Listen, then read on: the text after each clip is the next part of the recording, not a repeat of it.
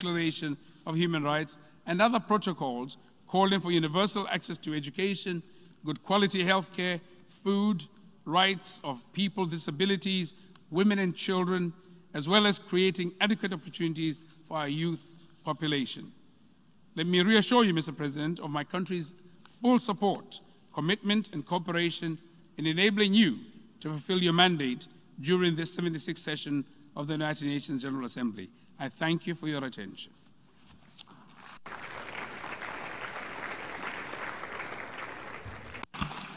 On behalf of the General Assembly, I wish to thank the President of the Republic of Botswana for the statement just made, and I request protocol to escort His Excellency.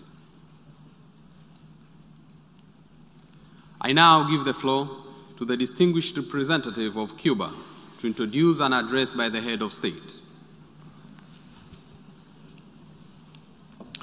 Señor Presidente.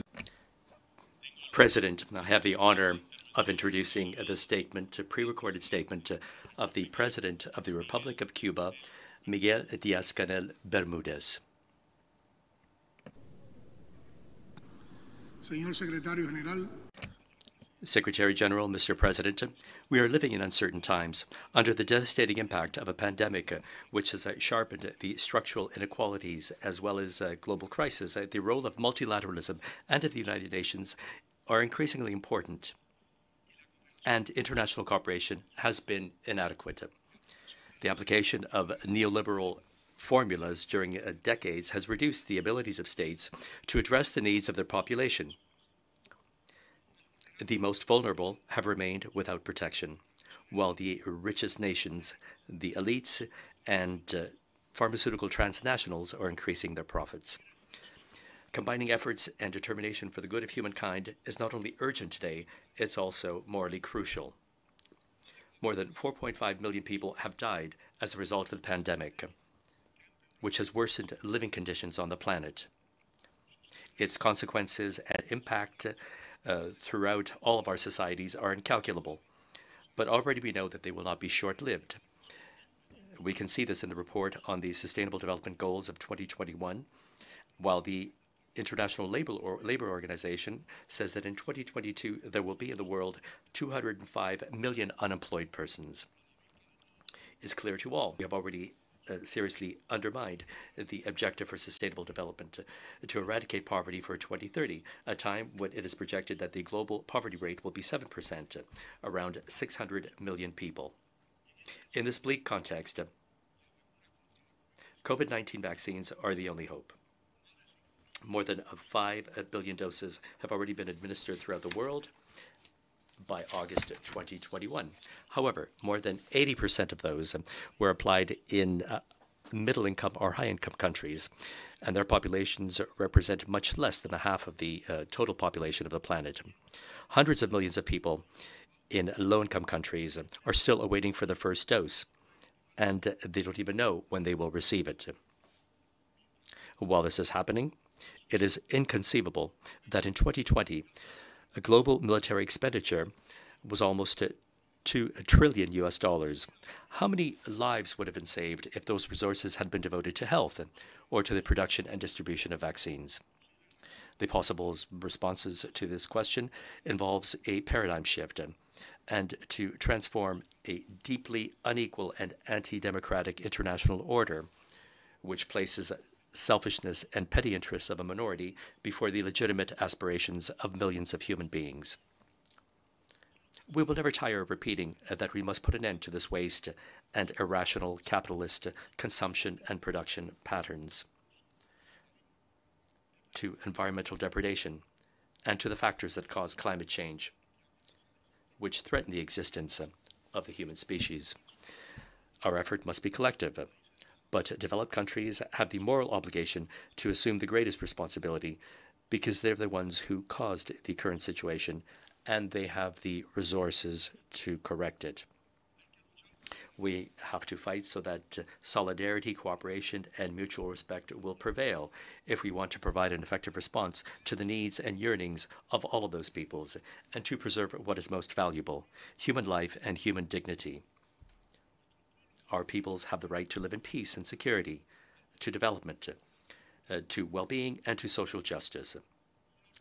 A United Nations which is revitalized, democratized, and strengthened is called upon to play a central role in this effort. Mr. President, under the leadership and with the ongoing incitement of the United States, we see a serious international rift being promoted with the harmful use and abuse of economic coercive measures, which has become a central instrument of U.S. foreign policy. The government of that country is threatening, extorting, and pressuring sovereign states to take a stand and to act against those who they identify as their adversaries. They demand that their allies build coalitions to overthrow legitimate governments. They default on trade commitments. They abandon and ban certain technologies, and they apply unjustified judicial measures against citizens of countries who don't bend to their will. They often use the term international community to define a small group of governments that accompany Washington's will without questioning it. The other countries, the vast majority of members of this organization, it seems that there is no room for us in the definition of international community, which is advocated by the United States. It is a behavior which is associated with cultural and ideological intolerance, with a marked racist influence, and with hegemonic aims. It's not possible or acceptable that we identify the right to economic and technological development of a nation as a threat, as it's not possible to question the right of a state to develop a political, economic, social, and cultural system which is sovereignly chosen by its people.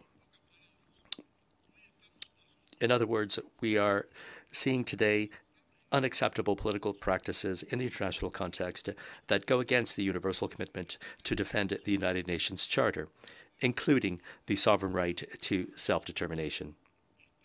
Independent and sovereign states are being subject to all kinds of pressure to bend to the will of Washington and to an order based on its capricious rules.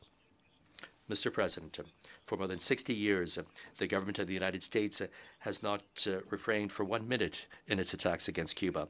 But in this crucial and challenging moment for all nations, its aggressiveness has gone beyond the limits. The most cruel and the longest economic, commercial, and financial blockade which has ever been imposed on any country has intensified in an opportunistic and criminal fashion in the midst of this pandemic. And the current Democratic administration is maintaining, without altering, the 243 coercive measures adopted by the administration of Donald Trump, including adding Cuba to the spurious and immoral list of countries that allegedly sponsor terrorism. It's in this context that they are launching against our country a non-conventional war, where the U.S. government has dedicated publicly millions of dollars through campaigns of lies and manipulation, which use new information technologies and other digital platforms to project inside and outside the country a totally false image of the Cuban reality, sowing confusion, aiming to destabilize, to discredit the country, and to justify the regime change doctrine. They have done all this to wipe the Cuban Revolution off the map. They don't accept alternatives to the model that they conceive of for their backyard. Their plan is perverse and incompatible with the democracy and the freedom that they advocate. But our enemies must know clearly that we will not surrender the fatherland and the revolution that several generations of patriots have bequeathed to us. I'd like to reiterate today before the respected and real community of nations that every year has voted unanimously against the blockade what was expressed a few years ago by General Raúl Castro, and I quote, "Cuba is not afraid of lies, nor will it kneel to pressure, conditions, or impositions, wherever they may come from." Mr. President, the colossal challenges do not intimidate us. We continue to build for Cuba. We practice selfless solidarity with those who require our support. And we are also grateful for what the support we receive from governments, peoples, friends, and the Cuban community outside of Cuba.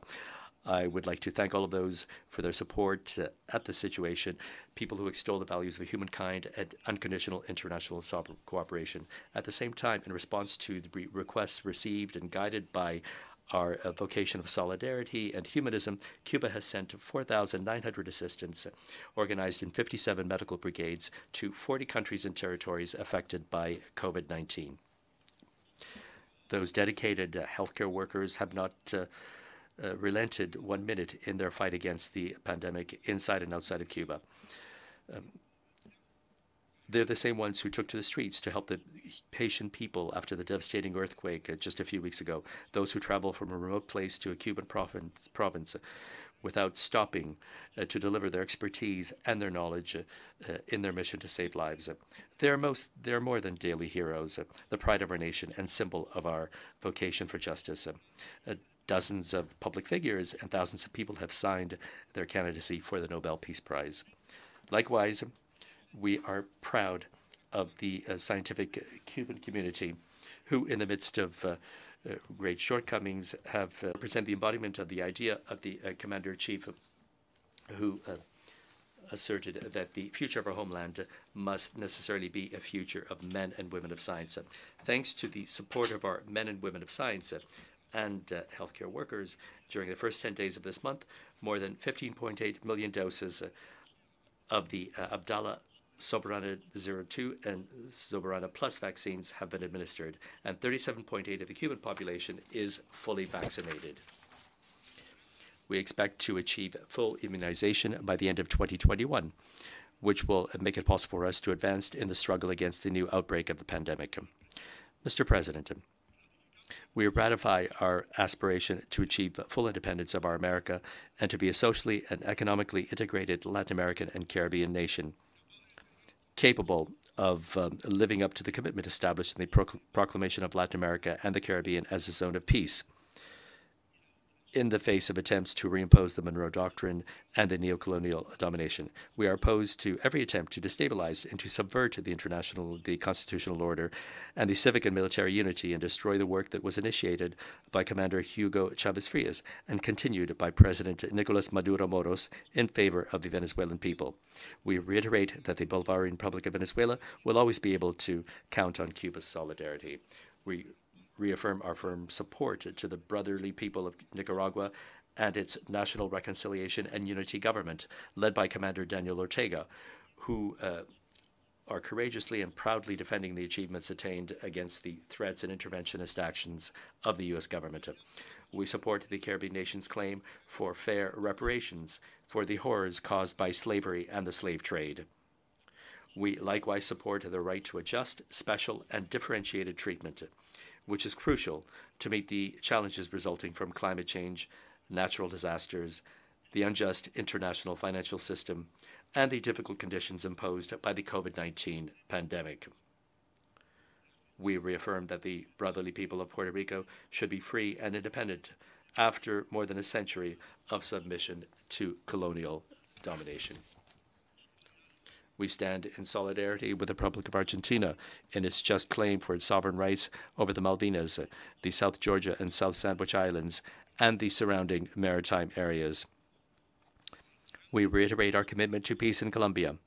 We are convinced that a political solution and a dialogue between the parties is the appropriate way to achieve it. We also call for an end to foreign interference in Syria and full respect for its sovereignty and territorial integrity, while we support the search for a peaceful and negotiated solution to the situation imposed on that sister nation.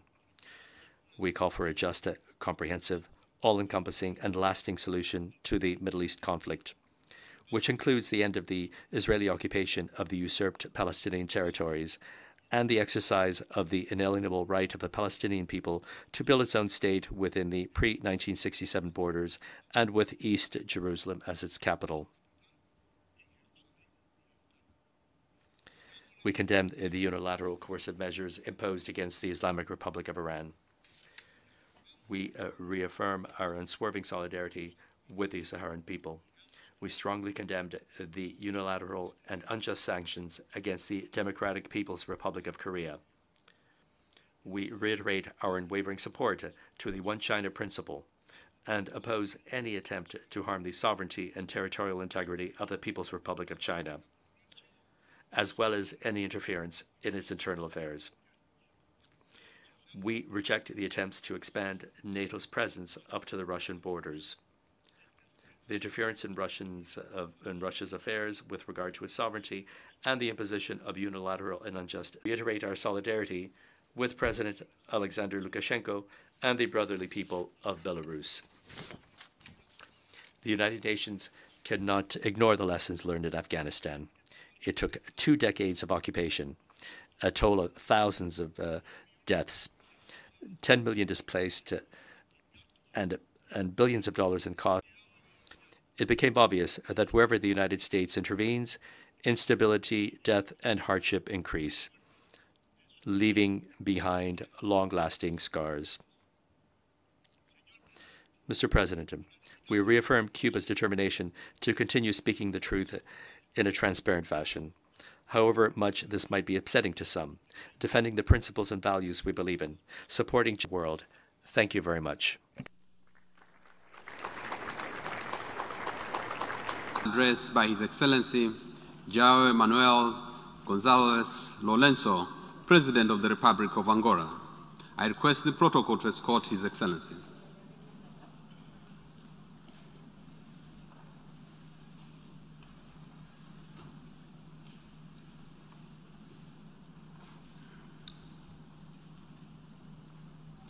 On behalf of the General Assembly, have the honor to welcome to the United Nations His Excellency João Manuel Gonzalez Lourenço, President of the Republic of Angola, and to invite him to address the Assembly. Excellency. Your Excellency, Mr. Abdullah Shahid, President of the 76th Session of the United Nations General Assembly, Heads of State and Government, Mr. Secretary General of the United Nations, ladies and gentlemen. The fact that I can be on this podium to congratulate you in person on your election is a sign of progress in how we are dealing with the COVID-19 virus. We have not yet won the battle against the SARS-CoV-2 virus, but must note that we are overcoming the fears, uncertainties, and the feeling of powerlessness of a year ago, and gradually returning to normal life with all the necessary precautions, all of us. The fight against COVID-19 and its new and frightening variants goes on, and only our combined efforts, without distinctions between rich and poor, or based on other types of social categories, is the only way forward for us to fight this pandemic with outcomes that meet our population's expectations of a full return to normal life. We have seen an increased global conviction that the possibility of achieving this goal is real, as vaccines are developed and introduced by the international scientific community with admirable and commendable speed, with the larger purpose of preserving the human species, which is threatened by the COVID-19 pandemic. Countries, as these unconstitutional acts have not spurred an appropriate and sufficient reaction from the international community to discourage such acts, which are reprehensible in every aspect, as we have seen in Mali and more recently in Guinea. Therefore, we consider it necessary that the international community act with resolve and does not simply issue statements of condemnation in order to force those actors to return power to the legitimately established institutions. We cannot continue to allow recent examples, such as those of Guinea and others, to succeed in Africa and other continents. This is a great opportunity for the heads of state and government gathered here to demand with a single voice the immediate and unconditional release of the President of the Republic of Guinea, Professor Alpha Condé. We are concerned with the threats to world peace and security from the actions of extremist groups in the African Sahel, in the Democratic Republic of the Congo, in Mozambique, and in other parts of the world, which require the continuous mobilization of the international community to strengthen our capacity to respond to these dangerous activities against social and economic stability in those countries. Unfortunately, we have been seeing a return to the use of mercenaries with the recruitment from anywhere in the world of professionals without armies, paid to kill, to destabilize countries, to oust democratically elected but troublesome politicians and regimes. This phenomenon used to be strongly condemned and fought, but unfortunately it is now encouraged and fed by powerful forces hiding behind anonymity. The United Nations, the African Union, and in general the international community must encourage the Ethiopian authorities to find better ways to put an end to the conflict in the Tigray region and counter the threat of a humanitarian catastrophe before it becomes more serious and too late. Climate change is in today's agenda, judging from the grave consequences that humanity is facing in all continents.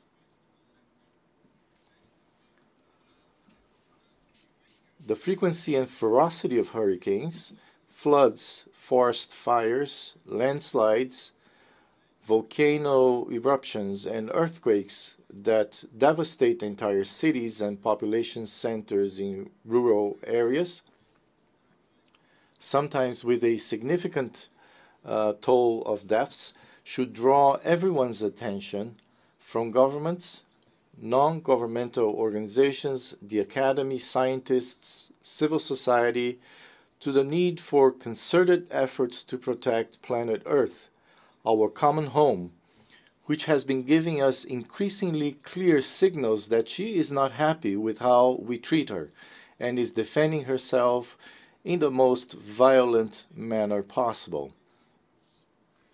Thank you very much for your attention. On behalf of the General Assembly, I wish to thank the President of the Republic of Angola for the statement just made, and I request protocol to escort His Excellency. I now give the floor to the distinguished representative of Burkina Faso to introduce an address by the head of state. Monsieur le Président. Mr. President, Secretary General of the United Nations, ladies and gentlemen, heads of delegations, it is my great honor and privilege to introduce His Excellency Mr. Roch-Marc Christian Kaboré, President of FASO, for his statement during the general debate of the 76th session of the General Assembly of the United Nations. Thank you. Monsieur le Président. Mr. President, Secretary General of the United Nations, ladies and gentlemen, heads of delegation, distinguished delegates, ladies and gentlemen. Mr. President Abdullah Shahid, my country, Burkina Faso, welcomes your outstanding election to the presidency of the 76th session of the UN General Assembly. I can assure you of our full support so that your term in office be a success. This will help to achieve, and I quote, the presidency of hope to which you have been elected. To your predecessor, His Excellency Mr. Volkan Bozkır, I would like to convey our sincere congratulations on the remarkable way with which he presided the work of our shared organisation during his term. Mr. Secretary-General, your outstanding re-election on the 18th of June for a second term in office of 5 years at the head of our organisation gives you the opportunity to ensure your 2021 priorities be implemented and to have a calmer outlook for the next few years. I would like to convey my sincere congratulations and my great encouragement to you for even more success during your second term. You rightly underscored in your acceptance speech of the 18th of June that the last 18 months were unique in the history of the United Nations, and that our greatest challenge is to transform the crisis of these past few months into an opportunity. You presented a strategic vision for your second term. It confirms your commitment and determination to strive to bolster both multilateralism and the UN in solving the numerous problems facing our world, particularly during this difficult period of the COVID-19 pandemic. Mr. President, ladies and gentlemen, heads of delegations, the 76th session of the United Nations General Assembly which opened on the 14th of September, has as its theme, and I quote, "Building resilience through hope to recover from COVID-19, rebuild sustainably, respond to the needs of the planet, respect the rights of people, and revitalize the United Nations," end of quote. This theme corresponds to the 5 priorities of the President of the General Assembly. It challenges us all in that the priorities focused on global challenges that no country can tackle alone. More than ever, we need stronger and more committed multilateralism. Indeed, apart from the challenge of the COVID-19 pandemic, many countries in the world are currently facing other scourges such as terrorism, climate change, and poverty. Everything points to the fact that if this trend continues, the Sustainable Development Goals and the 2030 Agenda unfortunately will not be attained. On coronavirus in particular, we need to rally more and to further bolster international solidarity to combat this pandemic. It has devastated millions of families and has worsened the already worrying economic situation in many countries. At the national level, Burkina Faso has adopted a response plan to organise the public health response and has drawn up social measures and an economic recovery plan. Thanks to COVAX and thanks to our friendly governments and countries, we've received vaccines and our vaccination programme is underway. I would like to thank our multilateral, bilateral and private partners who've assisted Burkina Faso in its efforts to rally against the pandemic. I would launch an urgent appeal for greater international solidarity so that we can truly be protected from the devastating impact of this pandemic. Furthermore, combating COVID-19 must not make us forget that we need to combat HIV/AIDS, which is also considered a pandemic. I welcome the fact that a high-level meeting on HIV/AIDS was held on the 8th of June 2021. I am delighted that a political declaration was adopted, which is a call to action to stamp out AIDS by 2030. Mr. President, ladies and gentlemen, terrorism is also an enormous challenge that we must confront, given the numerous victims it causes throughout the world. In Africa and in the Sahel region in particular, development efforts have been destroyed over recent years by ongoing and recurrent terrorist attacks. In Burkina Faso, the security situation continues to deteriorate, in particular in the 3-border area, that of Burkina Faso, Mali and Niger, but also in other regions of the country. In order to ensure that security returns to all the regions under threat, the government has adopted tools to pilot a national security policy. Furthermore, the government continues to build the capacity of its defence and security forces to ensure proper operational capacity. effectiveness rather. No effort will be spared to guarantee security in all the regions threatened in the country. I would like to reassure the international community that military operations, just like those carried out already, will be conducted in strict compliance with human rights and in line with the international commitments Burkina Faso has undertaken in this area. Mr. President, ladies and gentlemen, in the area of counterterrorism, the efforts of affected countries alone can only have a significant and sustainable impact if they are supported by the international community. Indeed, stability, security, and peace in the Sahel are not just a matter for the G5 Sahel. Burkina Faso, Mali, Mauritania, Niger, and Chad. This is particularly true because, and I might have to remind you that the situation results from the collapse of Libya in 2011, which saw the trafficking of arms in the region skyrocket in the Sahel region. This is a good opportunity for me to remind you that this is a matter of international peace and security. Therefore, there's an urgent need for the international community, and in particular the Security Council, to support the G5 Sahel countries in their counterterrorism efforts. Once again, the best way of doing so is to place the mandate of the G5 Sahel Joint Force under Chapter 7 of the UN Charter. I commend the coordination and cooperation efforts of the member states of the Economic Community of West African States, ECOWAS, as we jointly combat terrorism.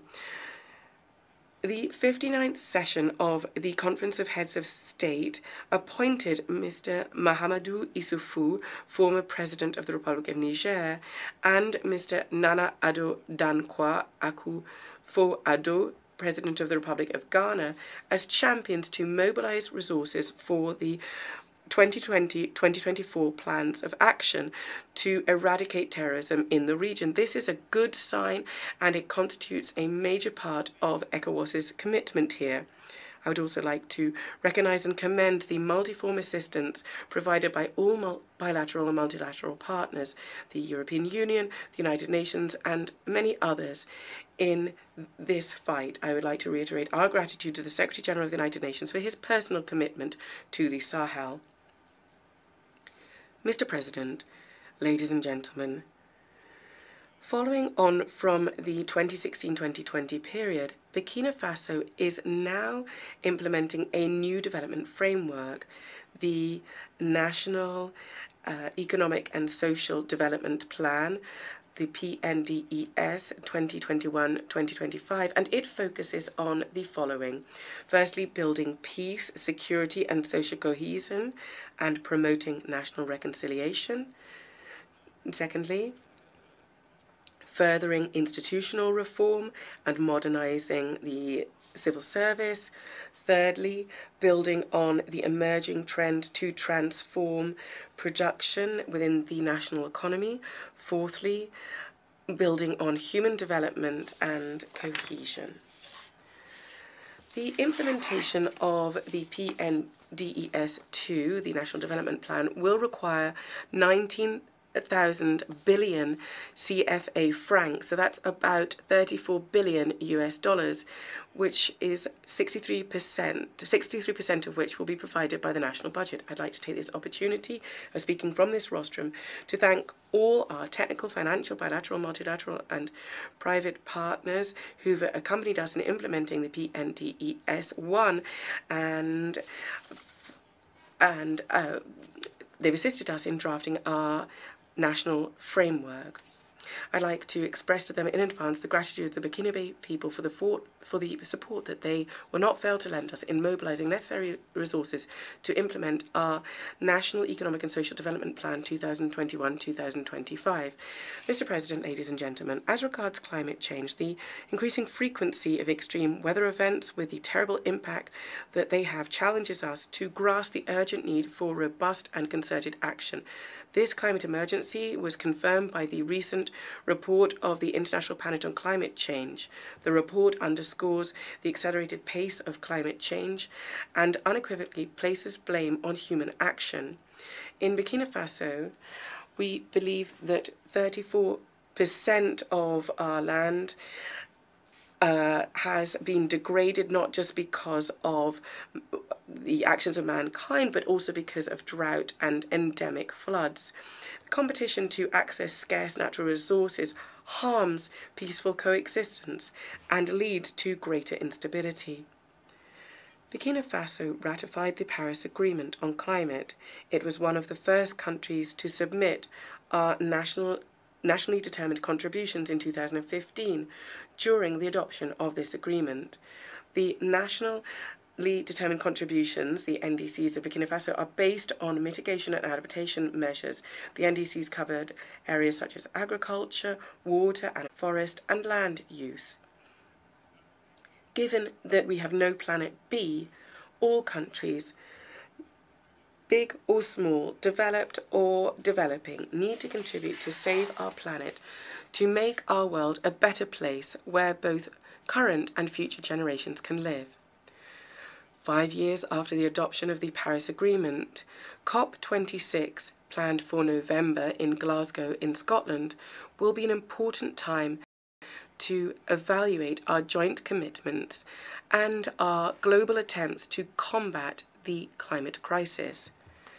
The pandemic delayed the summit, but this gives us an unexpected opportunity to rethink our post-pandemic economic recovery. In order to ensure our fight against climate change is successful, adaptation is imperative. Thus, it's crucial that we rethink our lifestyles, our means of production, and our consumption. To this end, Burkina Faso welcomes the initiative to organise a food systems summit. This is an opportunity for us to evaluate our current systems and to think about how to implement the SDG to end hunger and improve nutrition and promote sustainable agriculture. Fruitful conclusions.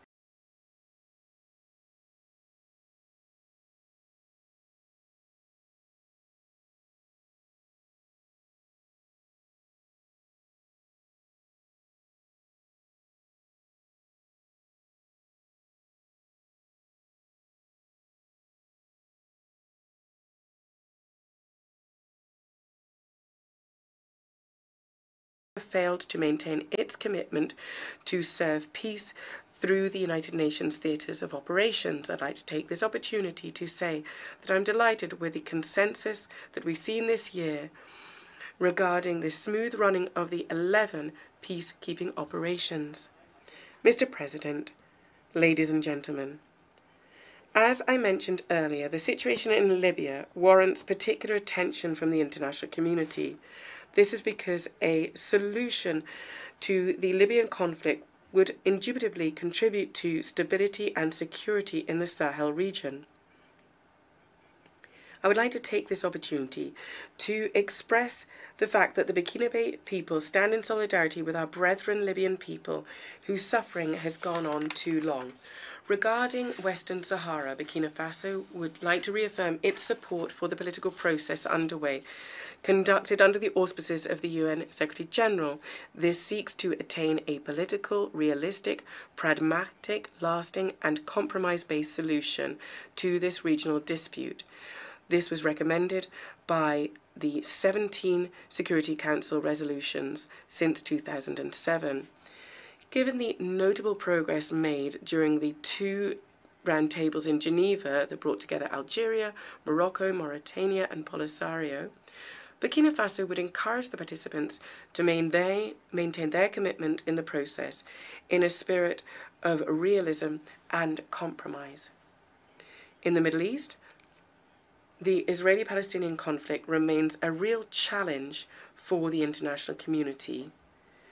This was the message by the Special Coordinator for the Peace Process in the Middle East to the Security Council in May this year after the conflict between Israelis and Palestinians.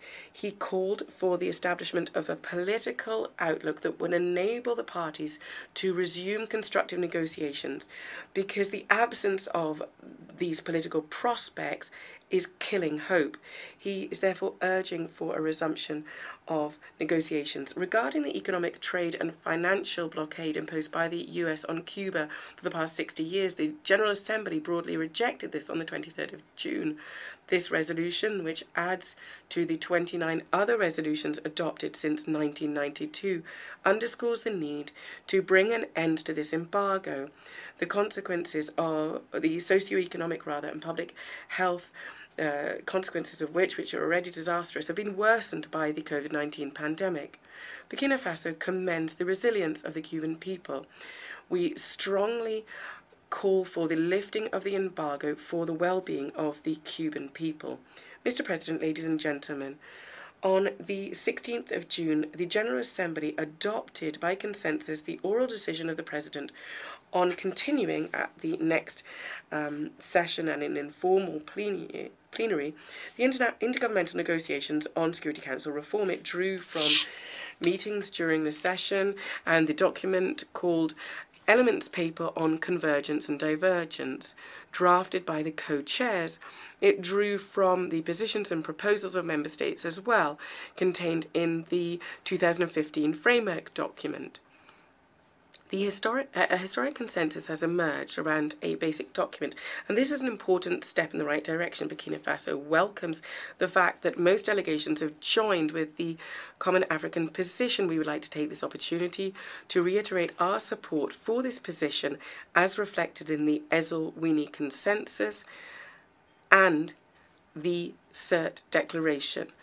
And we'd like to support the indivisible nature of the two parts of the African position. Mr. President, ladies and gentlemen, the world is facing difficult challenges. Clearly, to tackle them, we need an even stronger United Nations.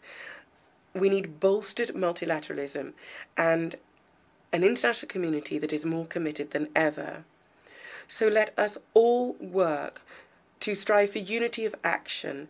Let us strive for a world of peace, of justice, a world without hunger and without armed conflict, a world rid of terrorism and rid of the COVID-19 pandemic. This is possible if we all commit to it. Thank you very much.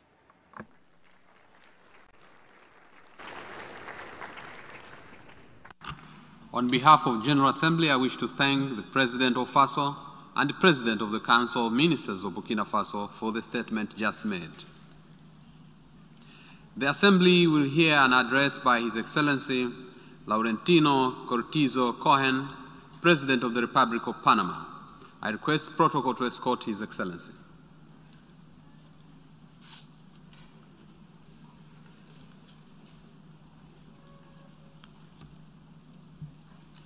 On behalf of the General Assembly, I have the honor to welcome to the United Nations His Excellency Laurentino Cortizo Cohen, President of the Republic of Panama, and to invite him to address the Assembly.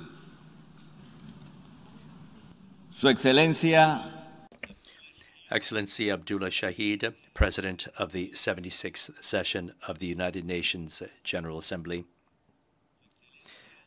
Your Excellency Antonio Guterres, Secretary General of the United Nations, Heads of State and Government, distinguished delegates. Panama welcomes the holding of this 76th session of the United Nations General Assembly at a time of great challenges for humankind.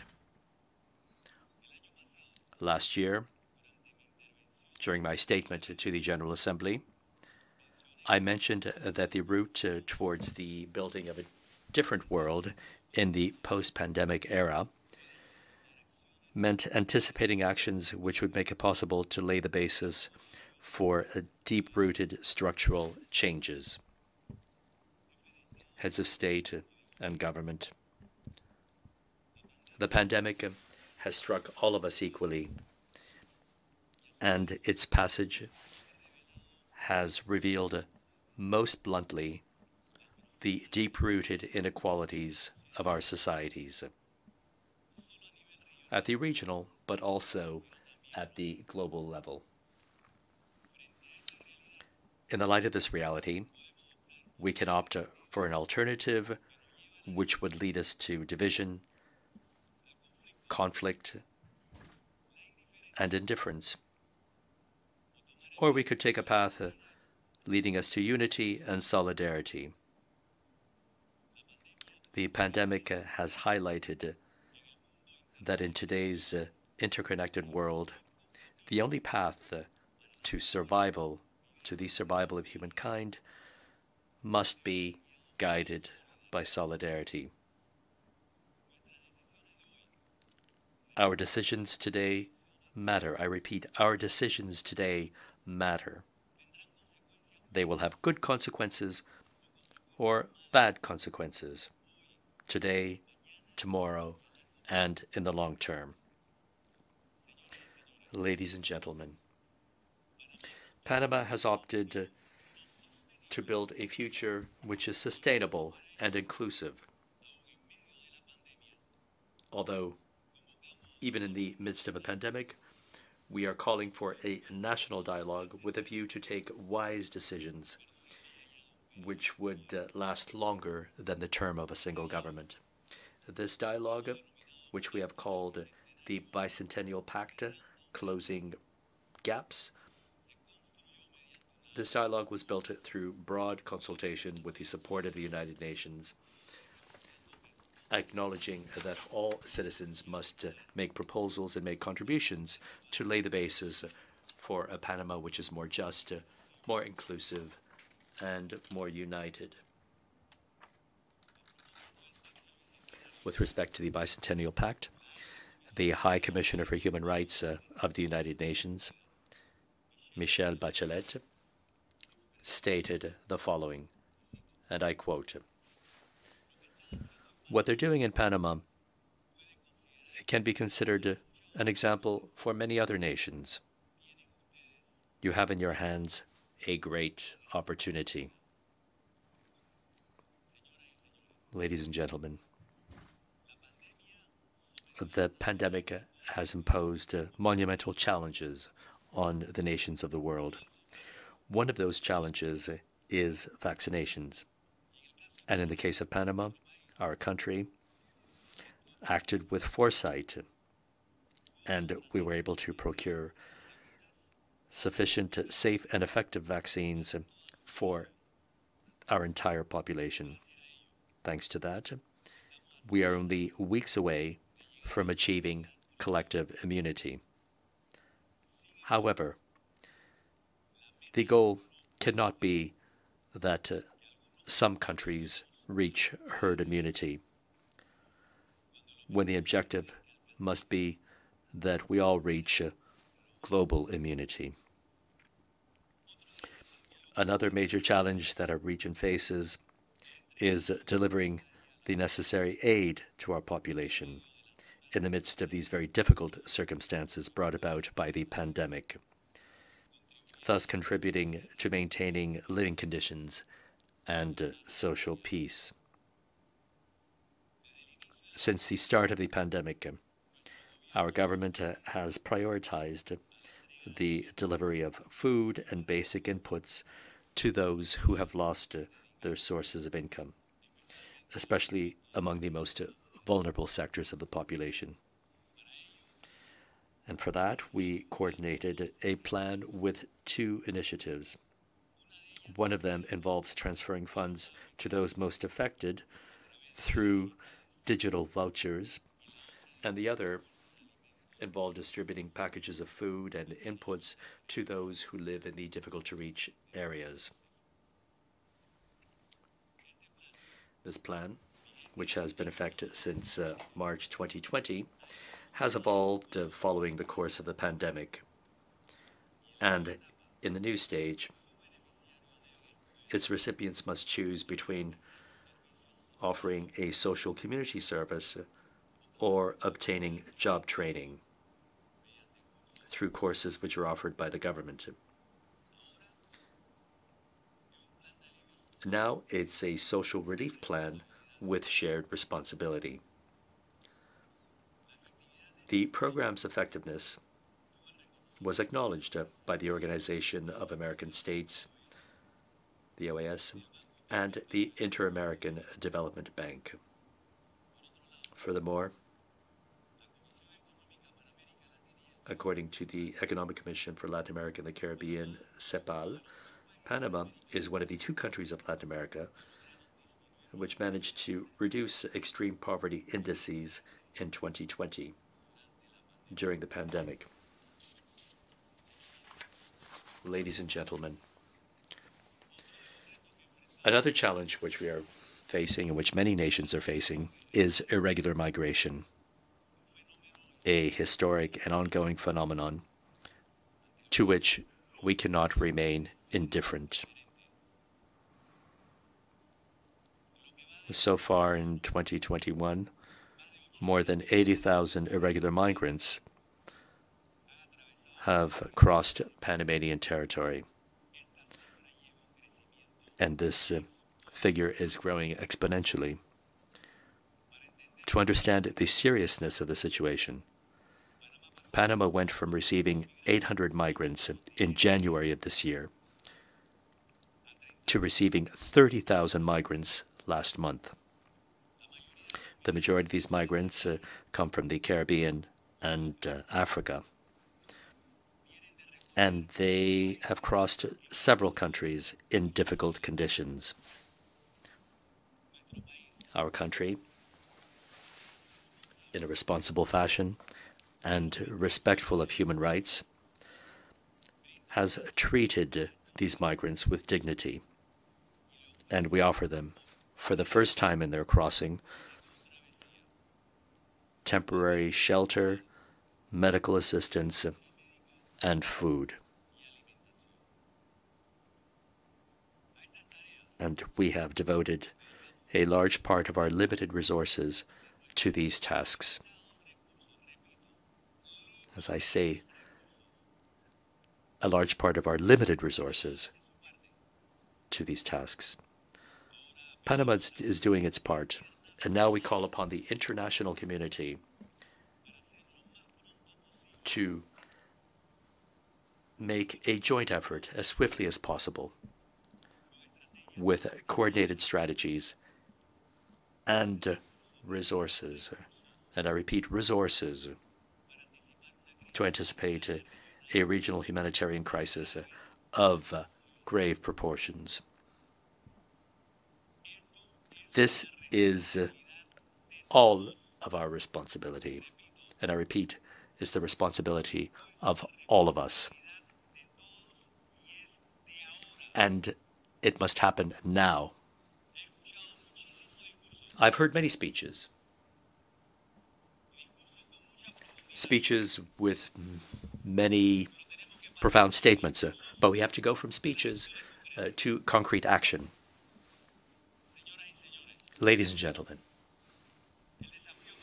the greatest challenge that we have before us after the pandemic is climate change. The existing disbelief over climate change and its effects must be history. All of the serious problems that our planet is facing are related to climate change. What more do global leaders need to understand this very grave reality? And I ask, what more do the leaders of the world need to understand this very tragic reality? How many more speeches do we need to hear in different fora and conferences to understand that this is an extremely high priority? And even in this area, Panama is doing its part.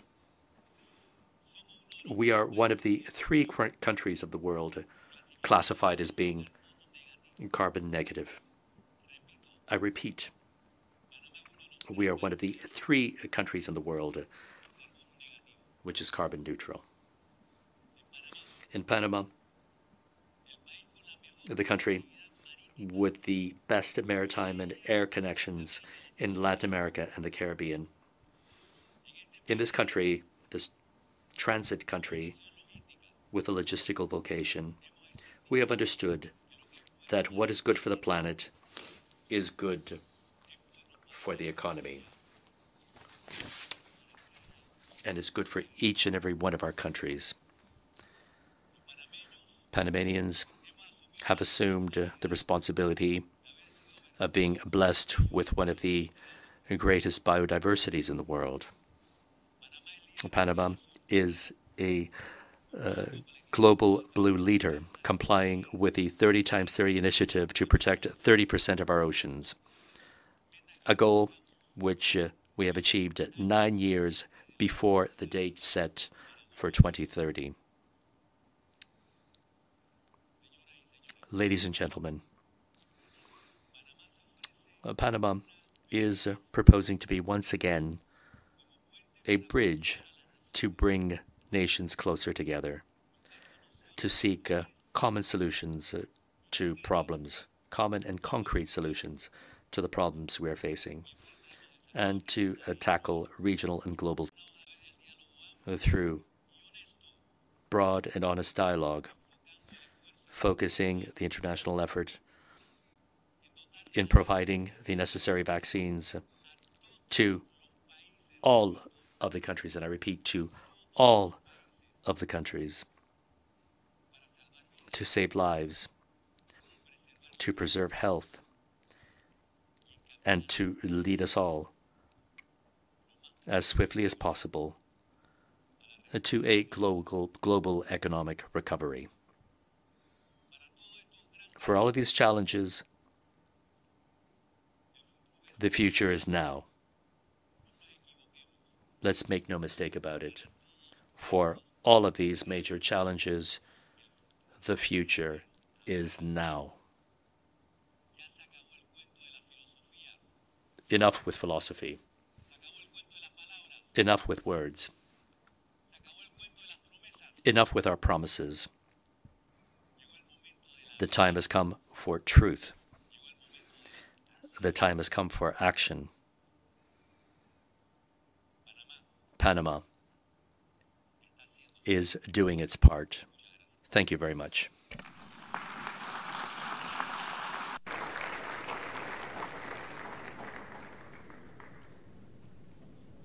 On behalf of General Assembly, I wish to thank the President of the Republic of Panama for the statement just made.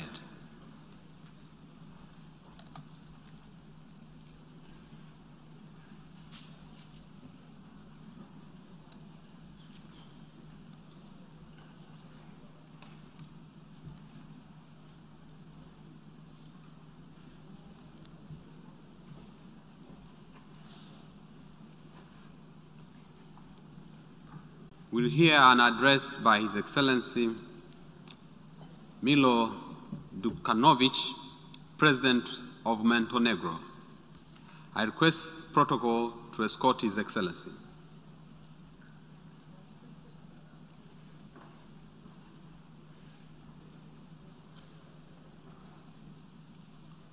On behalf of the General Assembly, I have the honor to welcome to the United Nations His Excellency Milo Đukanović, President of Montenegro, and to invite him to address the Assembly.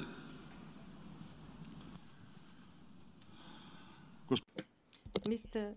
President, dear Secretary General, Your Excellencies, ladies and gentlemen, it is a great honor for me to address you on behalf of Montenegro and to reconfirm our determined commitment to the principles and tenets of the UN Charter and to the missions and goals of the World Organization. It is also a great pleasure to be here again in this great hall and with all of you, despite the risks and fears caused by the pandemic. Being here, we show strong determination to confirm that multilateralism continues living. I would like to thank the UN Secretariat and services of the host country for the enormous efforts they have invested to make it possible for the general debate not only to be a demonstration of hope and belief that the world will deal with the pandemic, but also a secure and safe event for all participants. Activities of the United Nations in providing the desperately needed medical and humanitarian aid, as well as significant support in treating the serious economic consequences of the pandemic, undoubtedly confirm their important role in the modern world.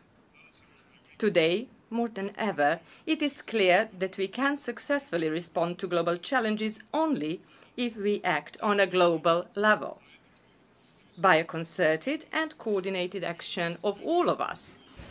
And it is the United Nations that have to stand at the core of that action. Your Excellencies, enormous problems and crises that are unfortunately increasingly numerous require strong leadership. Without leadership, the world will not be able to provide what our citizens expect and are entitled to. To our common misfortune, the world has lately been faced with a leadership crisis. The consequences of that crisis can be seen in almost all spheres of global relations. Fragmentation and national approaches still prevail in the behavior of key international stakeholders. Instead of joint, tangible actions, we more often share only our joint concerns. Clear vision and commitment, quality and continuity, efficiency and effectiveness, cooperation and solidarity, determination and responsibility make the only path for dealing with the growing global problems, starting with the pandemic and climate change, through famine and migrations, to violations of human rights and humanitarian crises. In that, you will always have an open and reliable partner in Montenegro. Mr. President, the topic of this year's debate refers to the generally accepted opinion that understanding and adequate treatment of multidimensional consequences of the pandemic aimed at building a sustainable future will largely mark the future actions and behaviors of states and other international factors. It is clear that reinvigorated multilateralism and revitalization of the United Nations are desperately needed.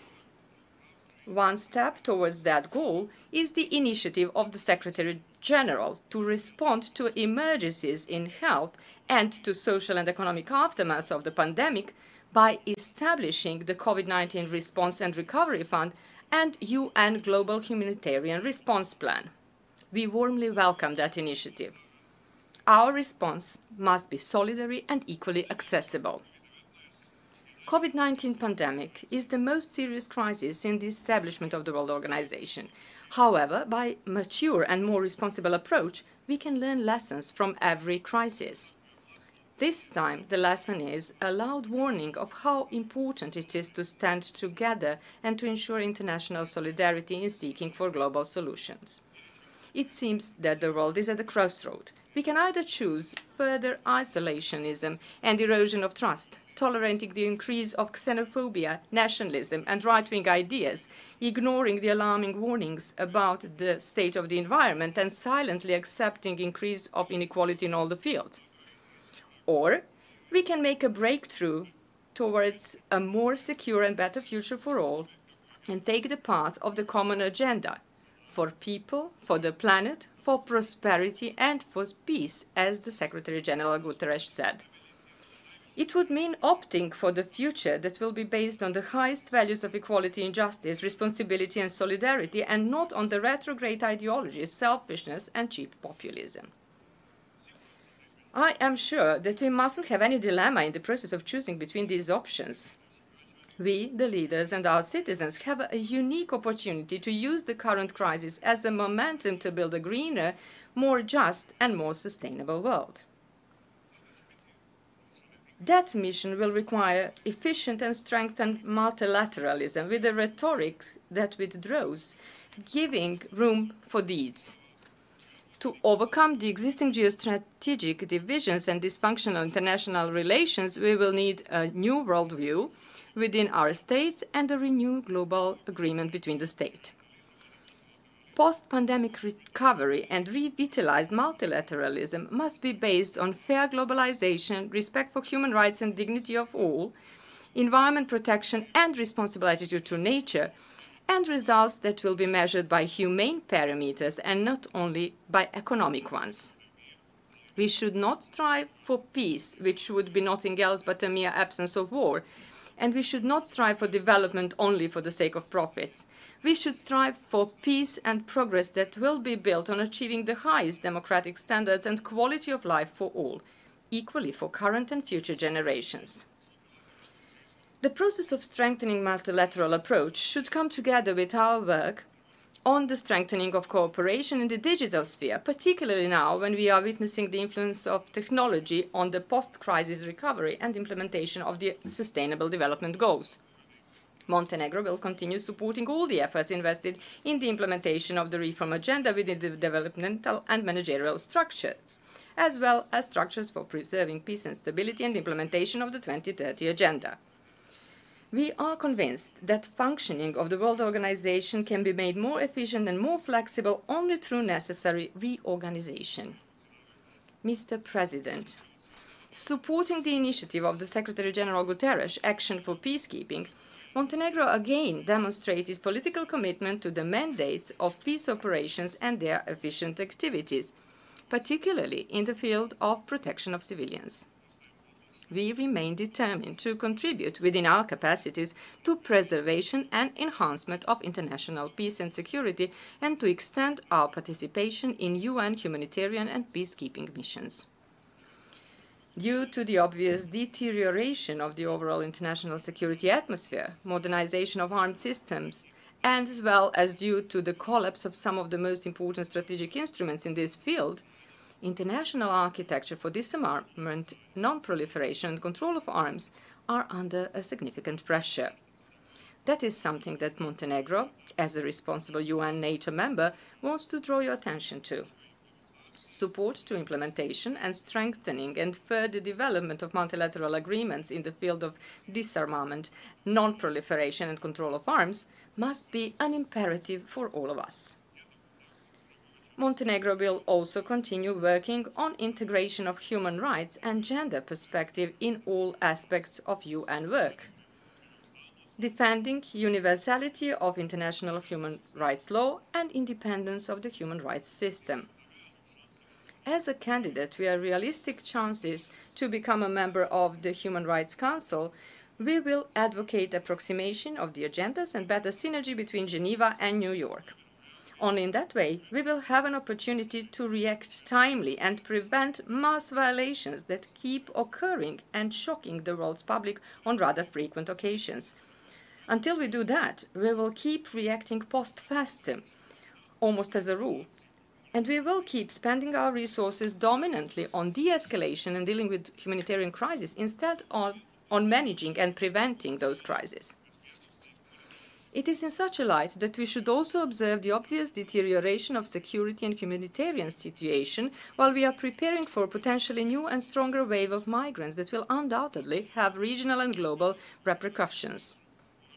We appeal for a global response to refugee and migrant crisis. We have to share responsibility as we envisaged in the global agreements for refugees and migrants. We must cooperate in seeking the solutions and help equally to countries of reception and countries of origin. Montenegro is the only of the republics of former Yugoslavia that did not have war in its territory during the conflicts in the 1990s. At that time, Montenegro accepted more than 100,000 refugees and displaced persons, which was more than 20% of our entire population. As a UN member and as such a country, Montenegro finds it very difficult to understand and accept any other approach but solidarity and support for the most vulnerable. Your Excellencies, we are witnessing the growing climate and environmental crisis. Recently, in Geneva, the High Commissioner for Human Rights presented very concerning findings about global human rights situation in the context of the environment issues. Climate change, pollution, and loss of biodiversity will constitute by far the most serious challenge for human rights in our era, said the High Commissioner. In that, she clearly recognized human activity as one of the factors and the lack of proper activities as another. Fully the pandemic and for preparation of the world for future systemic shocks. That is why it is particularly important that in preparations for the summit and conference in Glasgow in November this year, all countries mobilize an additional level of ambition for achieving long-term goals for reducing global warming. Although its share in the global emissions is tiny, in December 2020, Montenegro additionally increased its climate ambition, confirming thus the strong and persistent commitment to adequate treatment of climate challenges. We expect that further activities on the national level will open the space for new and more ambitious breakthroughs. That is why it is exceptionally important to integrate the components of action that will be based on human rights, both when new climate ambitions are set and when new global biodiversity framework is defined. Ladies and gentlemen, this year Montenegro celebrated 15 years since restoration of its independence and the time when Montenegrin flag was hoisted for the first time on the East River.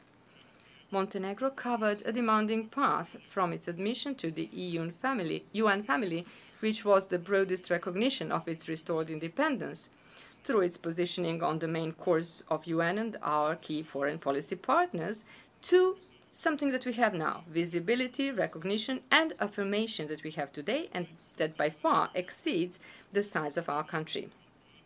This path that we have covered was never easy, particularly not in the Balkans, that is burdened by its past and that keeps being the place where conflicting influences clash and geostrategic interests compete.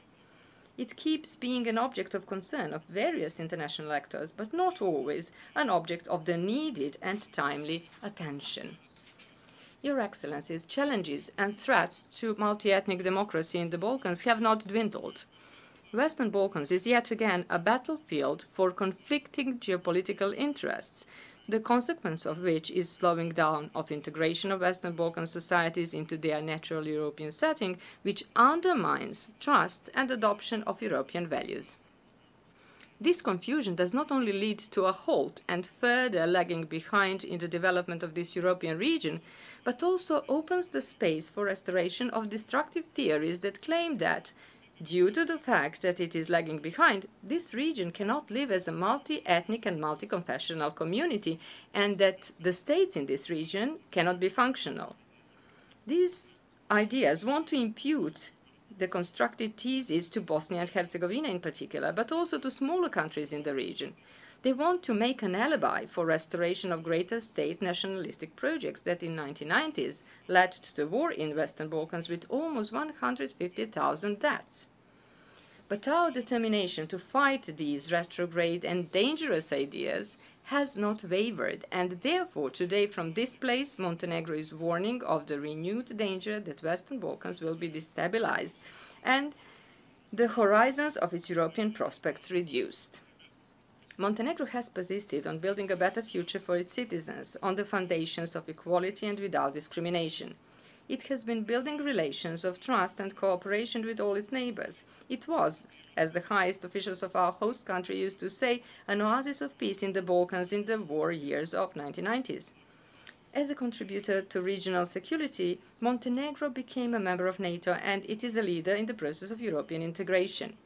In spite of numerous challenges, Montenegro remains determined today to defend civic, inclusive, multi-ethnic and European democracy and to be a proof that multi-ethnic democracy is possible in the Balkans and that it is the only guarantee of prosperity. Montenegro will remain loyal to such an orientation and strongly committed to the values of multilateralism, friendly and open cooperation, further democratic consolidation and strengthening of the rule of law. Among other things, this will lead to the strengthening of our partnership with the World Organization. Thank you for your attention.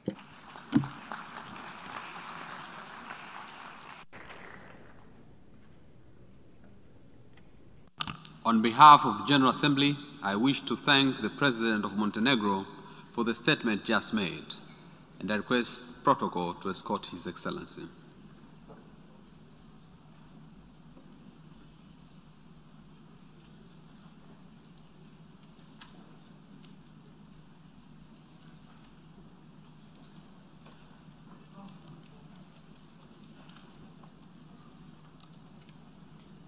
The Assembly will hear an address by His Excellency Hage Geingob, President of the Republic of Namibia. I request protocol to escort His Excellency.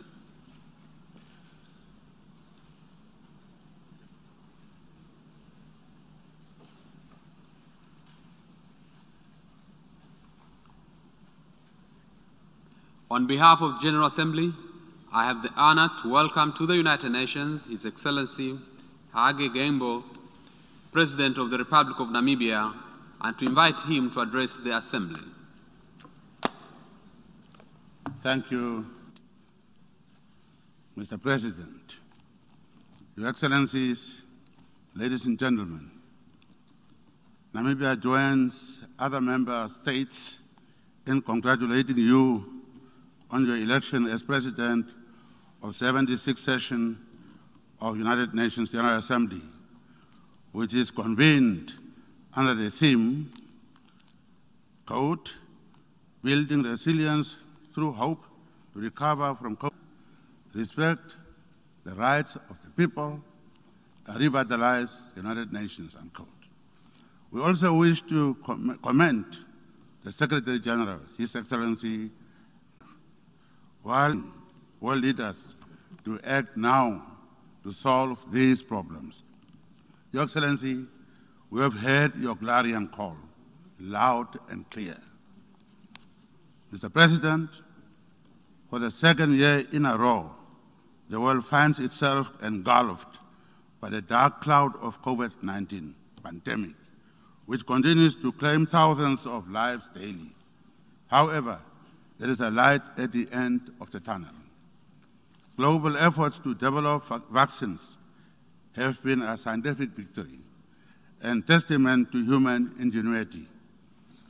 In just under a year, the unexpected has happened in the world.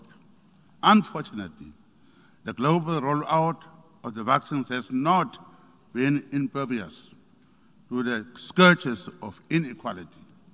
Vaccine apartheid has resulted in significant disparities in terms of vaccine rollout and availability, with many people in developing countries left out.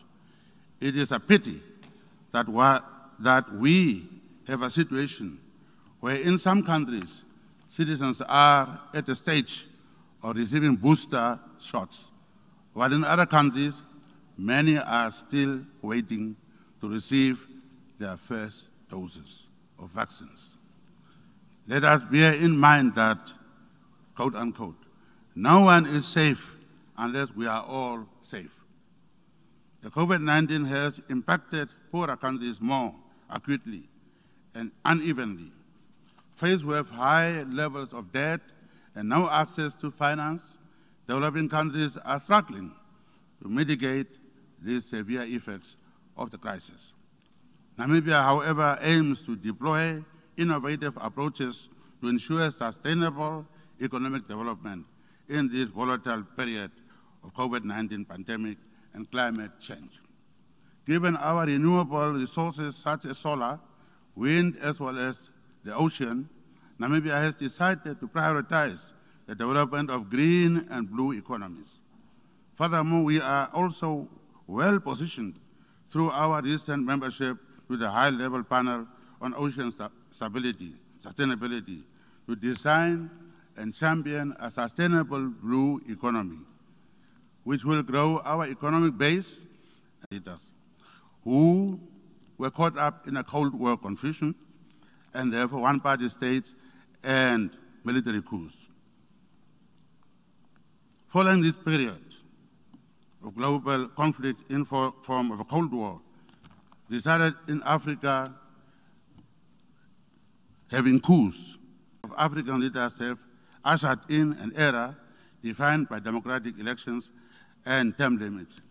I'm talking about first wave of African leaders were our founding fathers, second wave of African leaders were caught up in the Cold War confusion, and the third wave of African leaders are those who are now in power, who come through irregular elections and are abiding to term limits.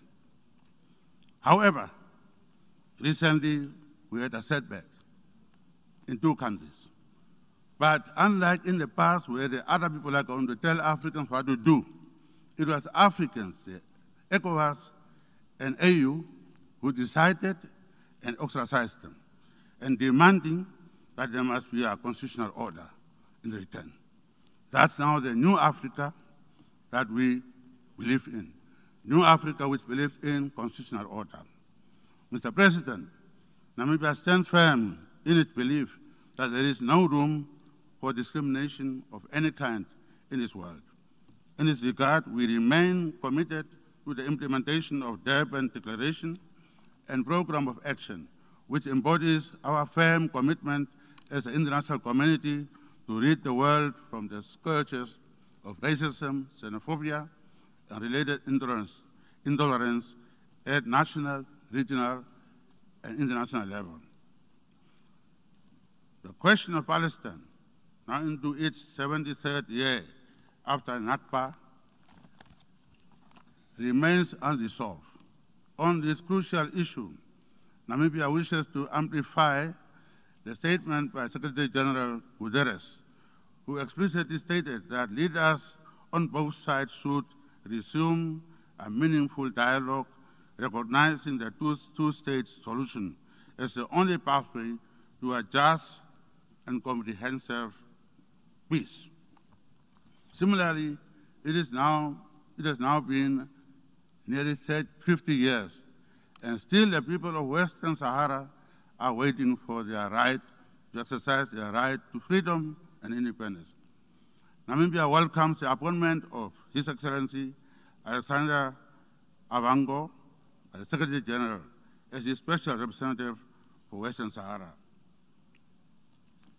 We hope new Special Representative will devote his full attention to the matter to enable the people of Western Sahara to have the opportunity to exercise their right to self-determination without further delay. In the same vein, Mr. President, in accordance with the resolutions adopted by this August Assembly, we call on an end of the economic, commercial, and financial embargo of the United States against Cuba. The people of Cuba deserve to pursue the developmental aspirations and attain economic freedom.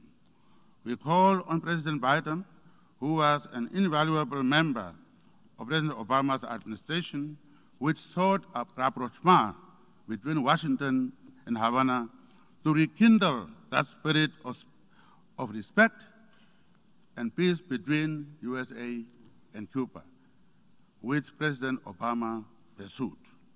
Mr. President, Namibia is committed to the reform of the United Nations Security Council.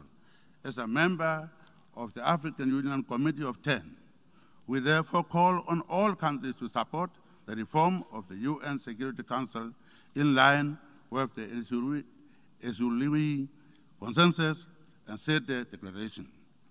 Mr. President, as we continue to build back better, we have a collective responsibility to ensure that participation of women at all levels of governance and economic activity is a symbol of freedom and equality in society. Namibia believes that women's participation and representation is central to equitable and sustainable development. Thus, Namibia continues to advocate for increased gender equality around the world, and we set ourselves the challenge of leading by example in our policies, programs, and actions. Similarly, we take cognizance of the fact that our youth are the backbones of the global village and the custodians of the keys to humanity's future. Therefore, Namibia remains committed to supporting the development of our young people and promoting greater youth participation in all areas of society, since they have a critical role to play in promoting global peace and development. To illustrate our commitment to youth empowerment, I have in my delegation 2 young ladies who are all, both of them, deputy ministers. We are under 30 years. One is about only 25 years old now. They, together with their peers, are the future. Mr. President, we face the most critical period in human history. Global peace is at stake. Human dignity is at stake. And the future of our global village is at stake.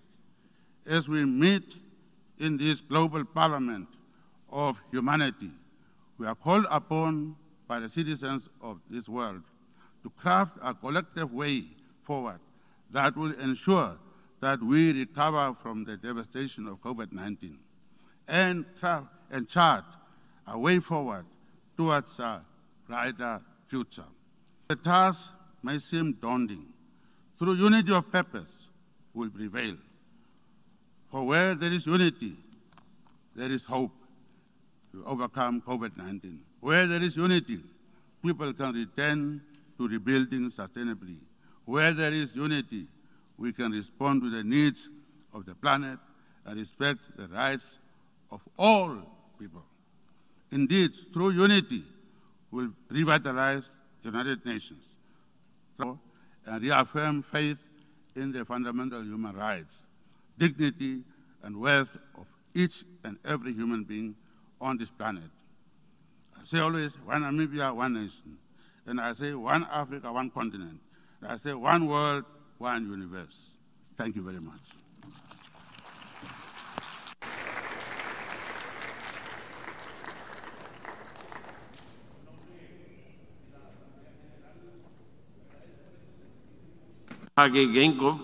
Presidente de la República de Namibia. I thank the President of the Republic of Namibia for the presentation he has just given. I ask protocol now to accompany His Excellency.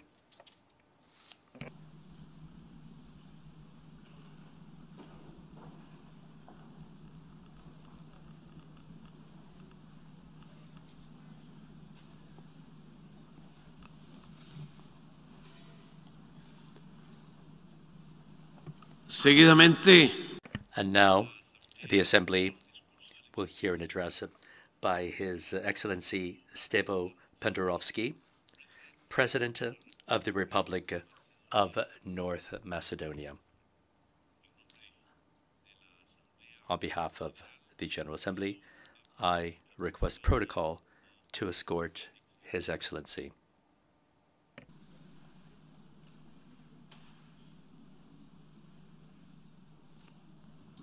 Hello. Señor Presidente. Mr. President, I have the honor to welcome to the United Nations His Excellency Stevo Penderovsky, President of the Republic of North Macedonia, and I invite him to address this Assembly.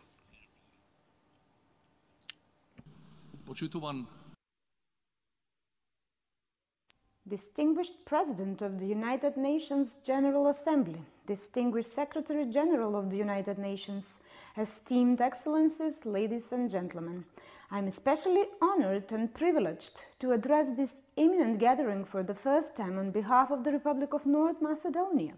The very fact that most of the leaders are here today, instead of addressing this assembly via video messages, speaks that the beginning of the end of the pandemic is in sight. For the past almost 2 years, there has been almost no country that has not been severely affected by COVID-19.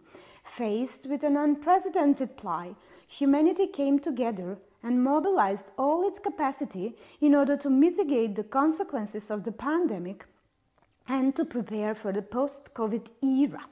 Despite the disparities between the most developed countries and all the rest that came to the surface again, we witnessed a series of great exemplary cases of solidarity and humanness all around the world. Although there is still a long way to go, we can finally see a light at the end of the tunnel and refocus towards the future. Hence, we need to support new ideas and initiatives such as the G7 initiative Build Back Better World, an infrastructure partnership aimed at assisting the developing world strongly affected by COVID-19. The pandemic, like any other huge scourge in human history, is a lesson that must be learned. Not only COVID-19, but most of the challenges humanity is facing do not stop at our national borders or differentiate among nations, religions, or ideologies. We can deal with all global challenges, be them security, pandemics, or climate change, only with more empathy, cooperation, and solidarity. Ladies and gentlemen, the reality today is that our world is far from being a safe place to live in. Conflicts around the world, fresh or frozen, terrorism, hybrid threats continue to intimidate our peace and way of life. They continue to threaten human rights and freedoms, provoking humanitarian catastrophes and waves of refugees. We are particularly worried with the latest development in Afghanistan. We share the concern of many leaders, including the UN Secretary General, who warned that the world is facing yet another humanitarian plight and called for helping hands, united efforts, and solidarity.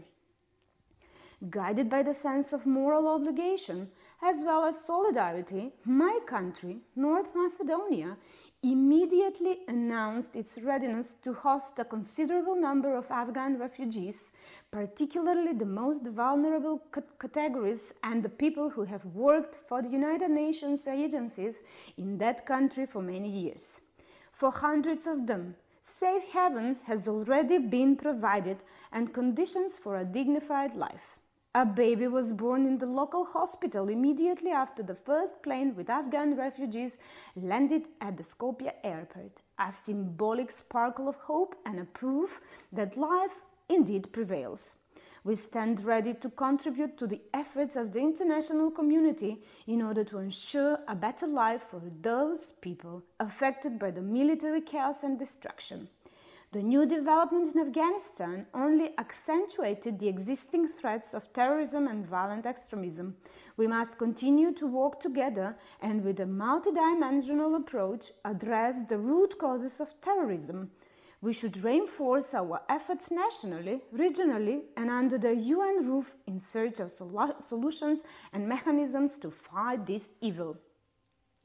Multilateralism and the United Nations, as its core and universal embodiment, should be the driving force for strengthening the instruments and methods in assuring security, democracy, freedom, human rights, sustainable development, and prosperity for all.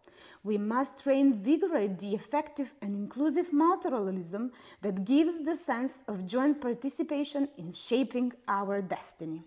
In this regard, I would like to particularly stress the efforts of Secretary General Guterres to adopt the latest report, Our Common Agenda, which reaffirms the core values of the organization and offers concrete proposals for a more effective United Nations based on inclusive multilateralism. Moreover, we commend the activities of the Alliance of Multilateralism initiated by Germany and France and consider it a useful platform that could give a new impetus to enhance the international cooperation. In the spirit of multilateralism, the Republic of North Macedonia will continue to fulfill its international obligations and support the work of the United Nations and its specialized agencies in creating and implementing public policies on issues of global importance. Esteemed Excellencies, it is well known that every crisis presents also a new opportunity. COVID-19 calls us all to rethink our attitude towards various aspects of living. Public health, education, and science are certain that they deserve much more attention if we intend their development to be systematic, integral, and sustainable. When tackling complex and interdependent problems of the new age, we need stronger and deeper partnership and solidarity, not only to better cope with, to restructure economies and secure further development, but the mindset that holds us back and does not bring progress.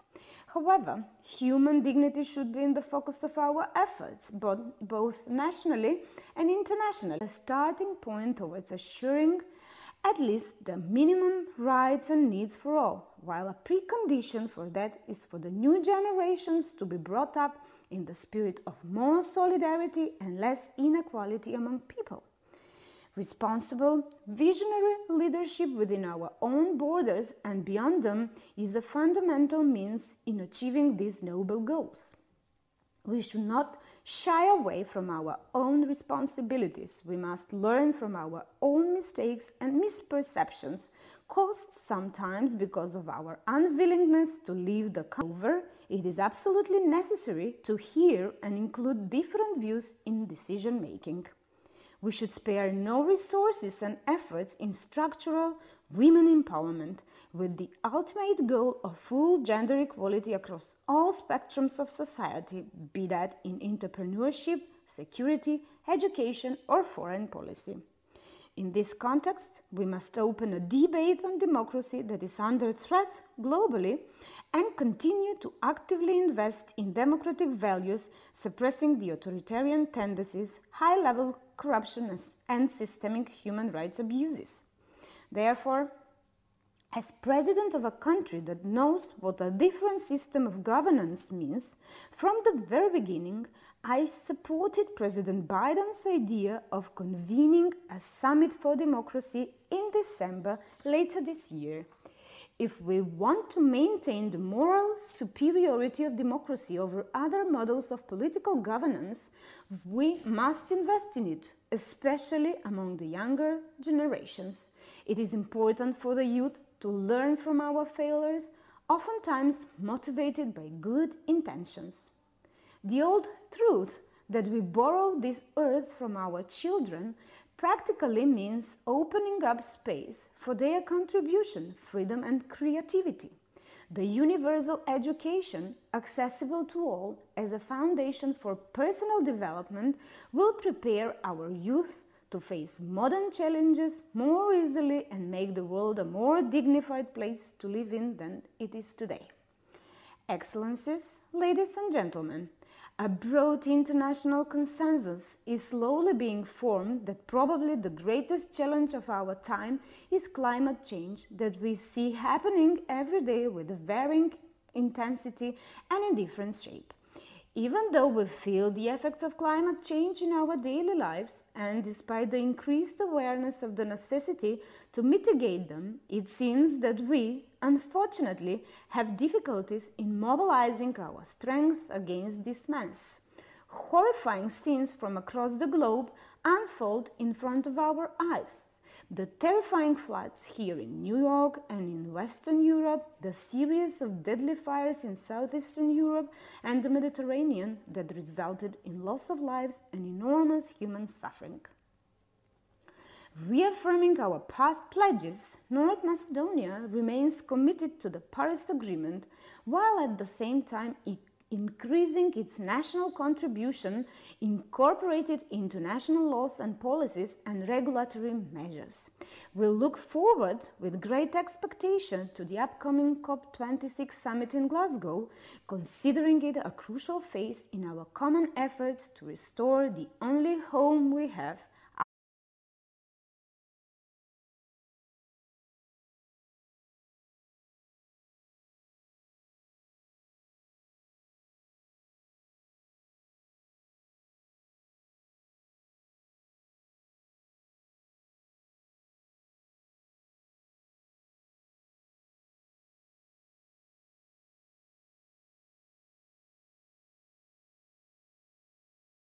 Balkans as an important link in the continental and transcontinental stability and security. We indeed must understand that a breakthrough in the European integration is an urgent need. As a small country in Southeast Europe, North Macedonia has proved its ability, together with Greece, under the mediation of the United Nations, to resolve even complex issues as the so-called name issue, thus contributing to additional stability in the region. The effects of the Prespa agreement that is now being implemented in good faith will benefit both our countries and the region as a whole. At the same time, we are ready to engage in constructive dialogue with our other neighbor, Bulgaria, to assure full implementation of the Good Neighborliness and Cooperation Treaty. We continue to bolster our internal stability and development as functioning multi-ethnic society based on principles of democracy, the rule of law and human rights. We are indeed aware that the best possible contribution we can offer to the wider stability and prosperity lays in the enforcement of all these values at home for our citizens. At the end, I would like to stress that the messages we are sending this week from New York should not remain just words. Without concrete decisions today, we will not make the world a better place tomorrow. We have a unique opportunity and responsibility as a generation of leaders who lead their countries through the greatest challenges since the end of World War II to take steps towards creating a more peaceful and just world in which faith in humanism, freedom, solidarity and respect for human dignity will be restored. I thank you for your attention.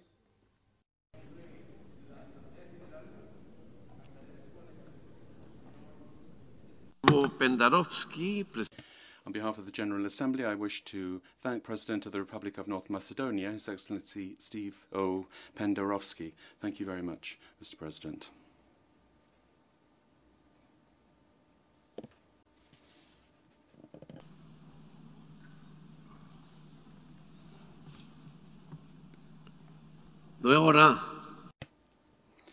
I now give the floor to the distinguished representative of Nauru to introduce an address by the head of state.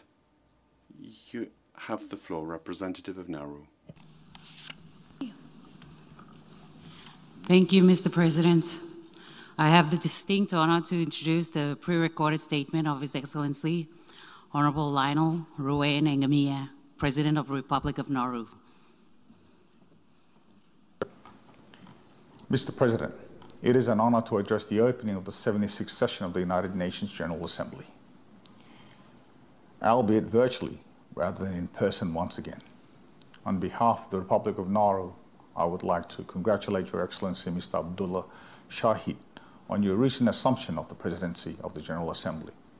Let me assure you of my delegation's full cooperation and support as you steer our important work during this session. It is heartwarming to see a fellow islander take on this prestigious role, bringing our shared challenges, resilience, and the vibrancy of big ocean states to the forefront of the work of the General Assembly. I would also like to thank His Excellency Mr. Volkan Bozkir for his exceptional stewardship of this august body during the 75th anniversary session. Mr. President, this past year has truly been a turning point for the United Nations, marked by a historic anniversary and marred by disasters, conflict, and untold human suffering, all of which have been multiplied by COVID-19. In order to overcome these adversaries, we must remain hopeful, and the hope of our shared humanity must inspire bold action. The obstacles facing the global community now, in many ways, mirror the history of Nauru. We have survived epidemics that decimated our population, rebuilt and recovered from the scourge of world wars, overcome exploitation, and have experienced great prosperity and great loss. Persevering through it all with the lesson that we are all deeply connected and that an outbreak in one corner of the world can produce a ripple of destruction that touches everybody else. Recognizing that we are all bound together, we must work to change course and deliver on promise of multilateralism, an effective and robust United Nations that is fit for purpose, capable of tackling the challenges of today and the future to build a safer, sustainable world for generations to come.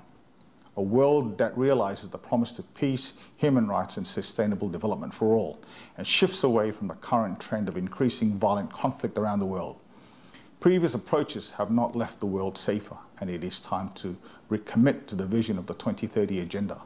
Mr. President, this forum, which reflects the views of every member state, has the capability to chart our path towards a resilient, just, and equitable world. Nauru is one of the smallest members of the UN family and one of the most vulnerable, is committed to multilateralism as our only way forward together, though we must open our eyes to the reality of its current failures and to implement our historic agreements across many issues like sustainable development, climate change, development finance, and more.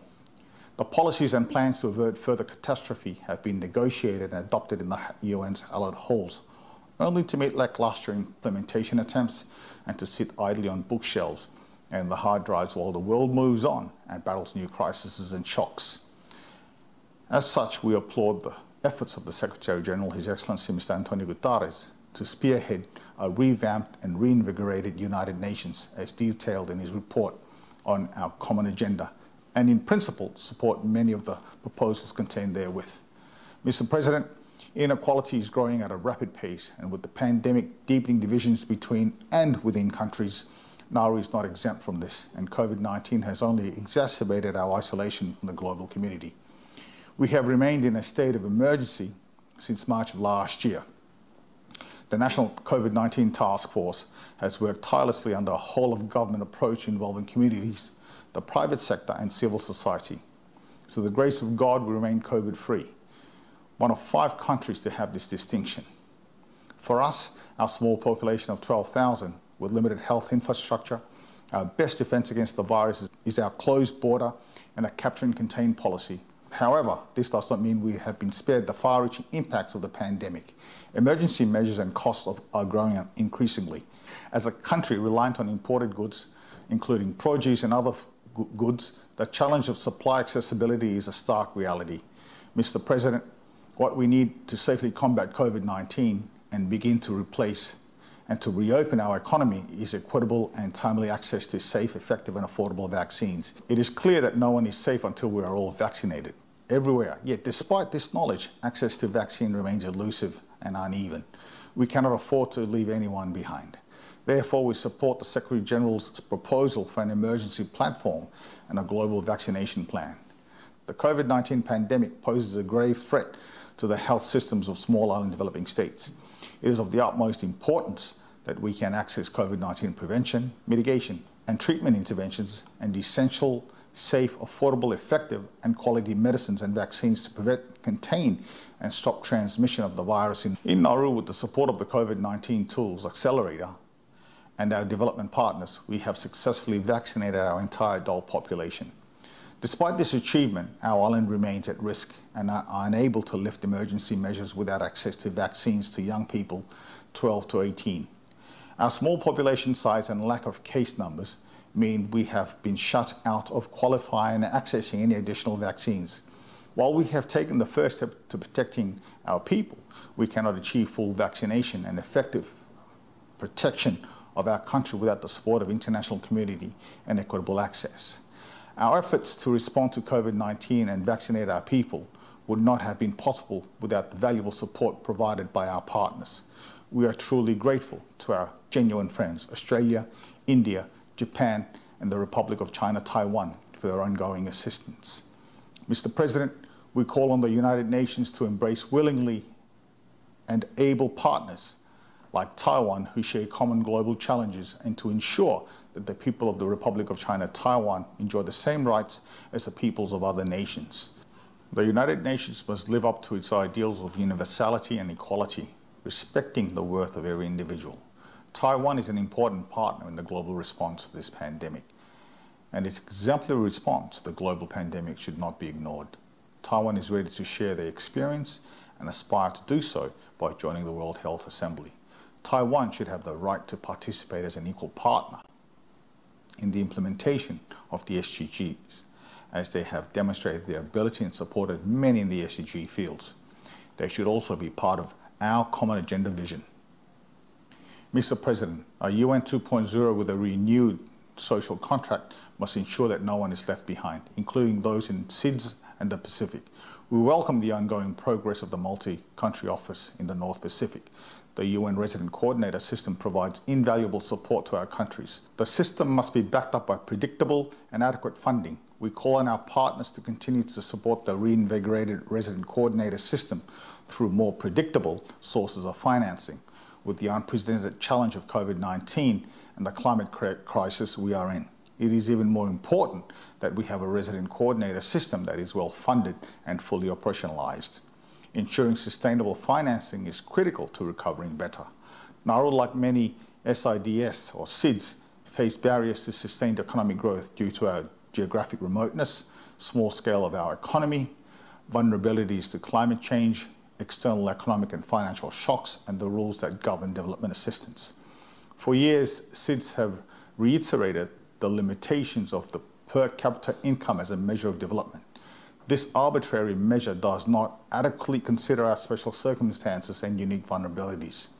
Nauru was recently reclassified as a high-income country. This classification for us and many island nations renders us ineligible to access concessional financing. Therefore, if structural obstacles and our unique vulnerabilities are not considered and appropriately addressed, the goals of the Samoa Pathway and the full achievement of the 2030 Agenda will continue to be compromised. We welcome the ongoing work of the Multidimensional Vulnerability Index and reiterate the importance of its establishment so countries like Nauru can access concessional finance.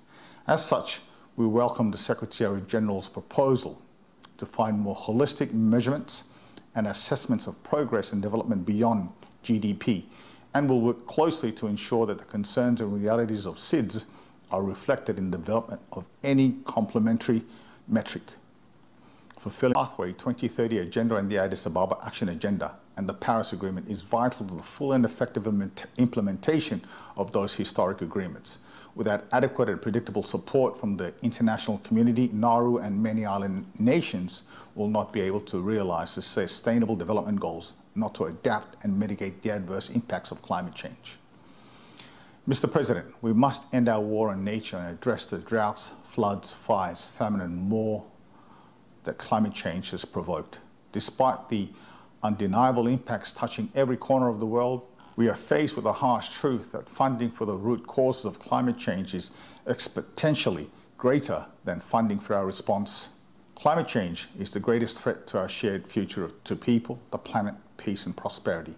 Nauru, alongside our neighbours in the Pacific, echo the alarms raised at the recent findings on the Intergovernmental Panel on Climate Change and its Code Red for Humanity. We are undertaking ambitious actions in Nauru to address the climate crisis, but we cannot do it alone. Leaders and nations everywhere must act and act swiftly and decisively to close the widening emissions gap and keep rising temperature well below the 1.5 Celsius goal. The lived realities of climate change have been with many of our countries for some time now.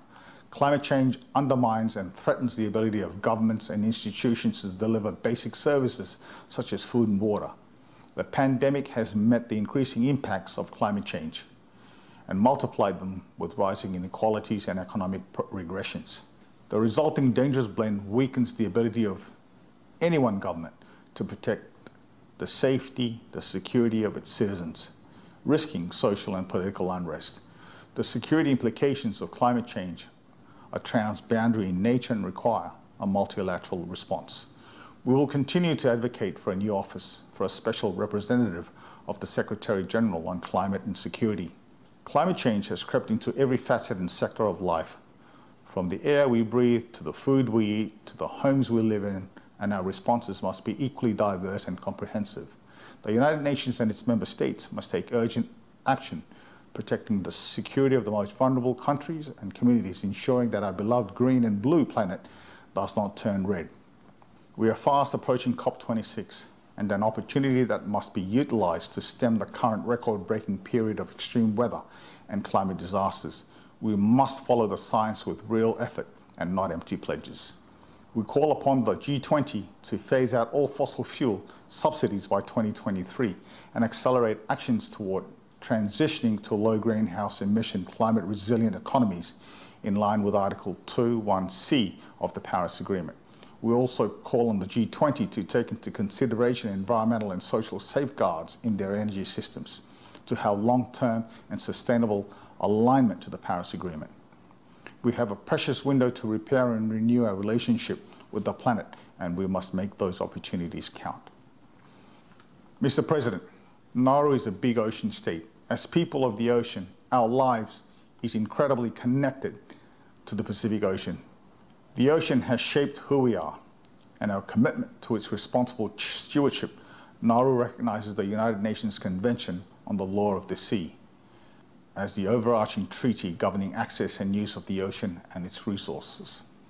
We have enjoyed the benefit of our large exclusive economic zone, and under the parties to the Nauru Agreement and alongside our neighbours, we have successfully managed highly migratory tuna stocks at sustainable levels. Our strong regional cooperation has also been recognised globally as an example of best management practices of living ocean resources. Building upon our strong regional ties, Nauru was proud to host the Micronesian President's Summit just recently, which endorsed a NATO communique on strengthened cooperation on several areas related to regional security resulting from climate change, sea level rise, transnational crime, and illegal and unreported and unregulated fishing. We agreed to develop a sub-regional strategy to address these issues to ensure the continued security and safety of the Micronesian people into the future. Mr. President, cooperation and implementation of UNCLOS and Nauru made a decision to invoke Section 1, Paragraph 15 of the 1994 agreement, initiating the process to complete the exploitation mining code within the next 2 years under the mandate of the International Seabed Authority. This process will allow Nauru and other developing countries to participate in a new industry, accessing valuable resources in light of a historical context that far too often deprived developing countries from reaping the benefit. Exploitation code within 2 years and develop environmental regulations that help ensure any exploitation operations are conducted safely and responsibly. I thank our partners who have been supporting countries like build their capacity in this regard. Polymetallic nodule resources is critical to building the clean energy transitions we need and towards a circular economy. These polymetallic nodules are needed to transform big and small countries' energy systems and support our fight against the climate crisis. Mr. President, I am pleased to join this debate and the focus placed on looking forward towards a UN fit for purpose. In the 60th session of the General Assembly, Your Excellency Antonio Guterres, Secretary General, Your Excellency, to extend my heartfelt congratulations to you on your election as the President of the 76th session of the General Assembly. We are confident that your vast experience will help advance the outstanding leadership during the 75th session at a time when the COVID-19 pandemic negatively of our organization. Allow me, Mr. President, Antonio Guterres, on his election for a second term, and other member states to achieve our shared goal of a better life for all, not lost. Drawing from the collective milestones achieved to date, enhanced multilateralism, and inequitable distribution with the resultant uneven vaccination patterns across the globe, self-defeating, the world deserve access to vaccines in societies that are able to cope in times of shocks and hazards. The pandemic has necessitated the need for us to build back better and greener to emerge stronger. The theme for the 76th session we are undertaking have seen us being one of the fastest movers in the World Bank Ease of Doing Business Index. Zimbabwe presented the second voluntary national review during the July 2021 high-level political forum. Remarkable progress has been registered towards universal health coverage and the creation of a competence-based education system which involves innovation for a knowledge-driven economy. Higher agricultural production and productivity through improved land and water utilization, as well as the adoption of climate-smart agriculture, is being promoted. The voluntary national review further highlighted progress made in supporting productive employment, decent work, and the formalization of the informal sector.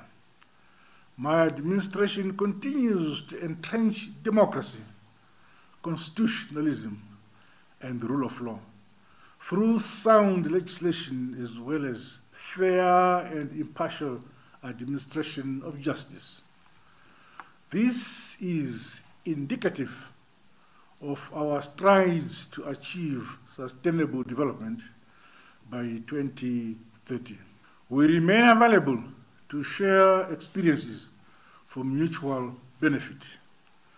My government recognizes and applauds the complementary role that the private sector, development partners, civil society organizations, and other stakeholders play in the realization of SDGs in Zimbabwe. In speaking of challenges faced in achieving SDGs, the COVID-19 pandemic has increased the vulnerability of our economy, which is already crippled by the adverse effects of unilateral illegal sanctions imposed on my country. Sanctions have further worsened our capacity to respond to the pandemic for the good of our citizens.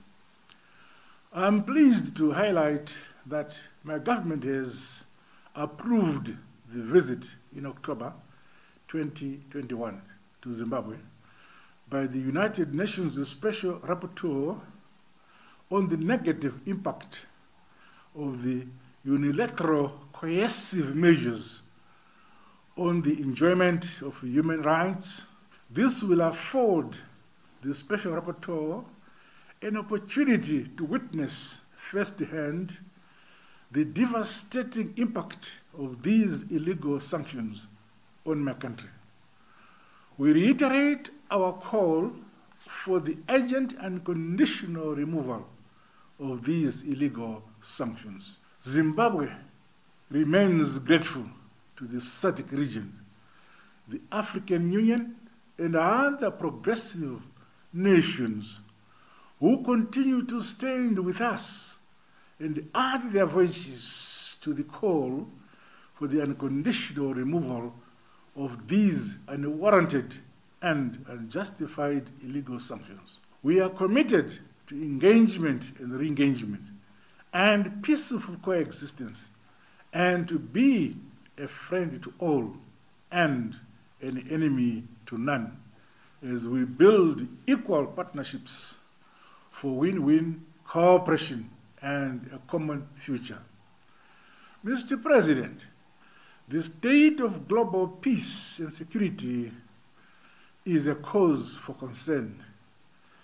Terrorism, illicit flow of small arms and light weapons, transnational organized crime, cybercrime, and illicit financial flows, among other aspects, continue to impede our march towards the realization of sustainable peace, security, and stability. The recent acts of terrorism in our SADC region are constant reminders of our vulnerability to this scourge, which has become one of Africa's greatest security threats.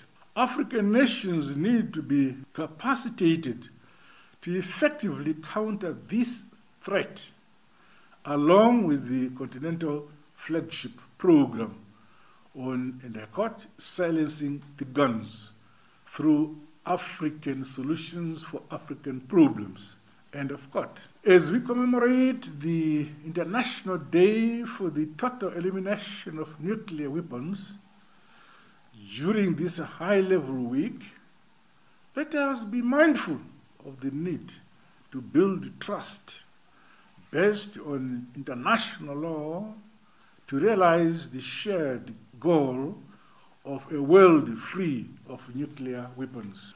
We remain alarmed by the global rise in racial tensions, violence, and hate crimes. 20 years after the Durban Declaration and the program of action, the socio-economic and political structures that encourage, promote, and justify racism racial discrimination, xenophobia, and the related intolerances must be toned down. The recent adoption of the resolution establishing the Permanent Forum of People of African Descent is commendable.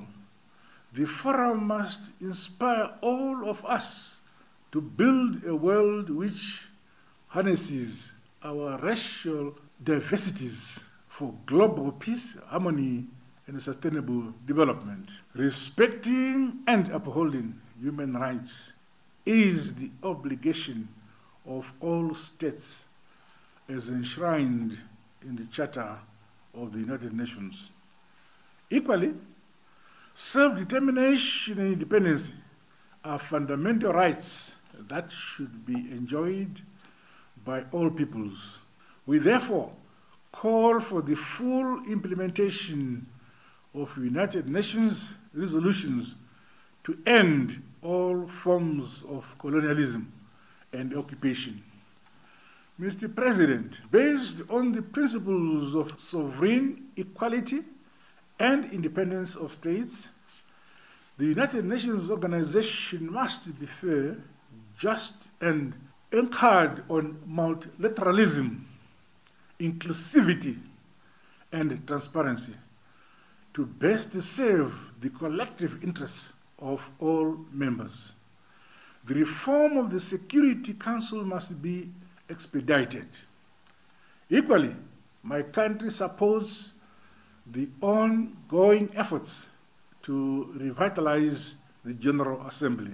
The encouragement by other United Nations organs on the mandate and competence of the General Assembly is of concern. Finally, the increased challenges facing the world today call for a stronger solidarity and a renewed commitment to strengthen multilateralism as a viable mechanism for achieving and maintaining peace, security, equality, justice, and sustainable economic development, and the protection of our environment. I thank you.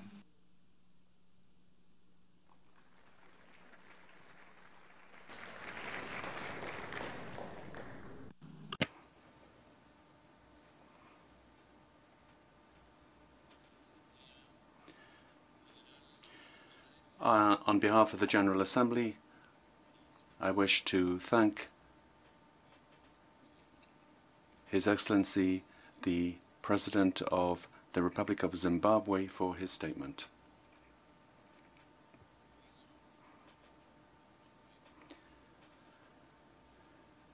And now, on behalf of the General Assembly, I give the floor to the distinguished representative of the Republic of Chad to introduce an address by the head of state. Okay.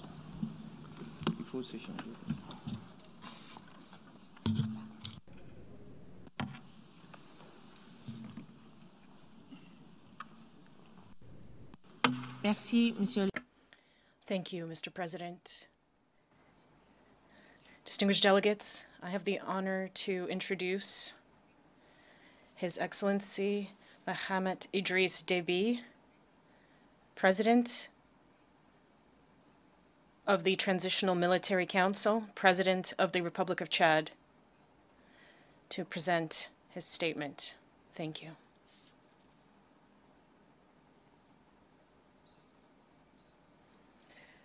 Mr. President of the General Assembly, heads of state and delegations, Mr. Secretary General of the United Nations, distinguished participants, ladies and gentlemen. At the outset, I would like to extend my warm congratulations to His Excellency Abdallah Shahid on his brilliant election to the presidency of the 76th session of the United Nations General Assembly, and to wish him every success in his mission. Chad assures him of its support throughout his mandate. I would also like to extend our sincere gratitude and pay deserved tribute to His Excellency Volkan Bozkır, outgoing President of the General Assembly, for having successfully carried out his mandate despite the difficult context marked by the COVID-19 pandemic. Likewise, I would like to warmly congratulate His Excellency Mr. Antonio Guterres, Secretary General of the United Nations, on his brilliant re-election on June 18th, and thank him for his leadership. Chad reiterates its support and high appreciation to the Secretary General for the excellent work during his previous mandate and his dynamism in the face of the COVID-19 pandemic. Chad commends the quality and relevance of the important reforms that he has carried out in the pillars of peace and security, development system management, as well as the gender parity strategy within the United Nations system. Excellencies, ladies and gentlemen, the theme of this session, namely building resilience through hope to recover from COVID-19, rebuild sustainably, respond to the needs of the planet, respect the rights of people, and revitalize the United Nations, eloquently reflects the multiple challenges the world continues to face for the second year in a row as a result of the COVID-19 pandemic. This pandemic has traumatized humanity by the magnitude of its multifaceted and multidimensional impacts across the planet. It continues to wreak havoc, straining our health systems, our economies, our public finances, and even the functioning and security of our states, to name but a few. With more than 4.5 million dead and 220 million persons infected, as well as completely devastated economies around the world, developing countries in general, and those in Africa in particular, have been deeply impacted due to their structural vulnerabilities.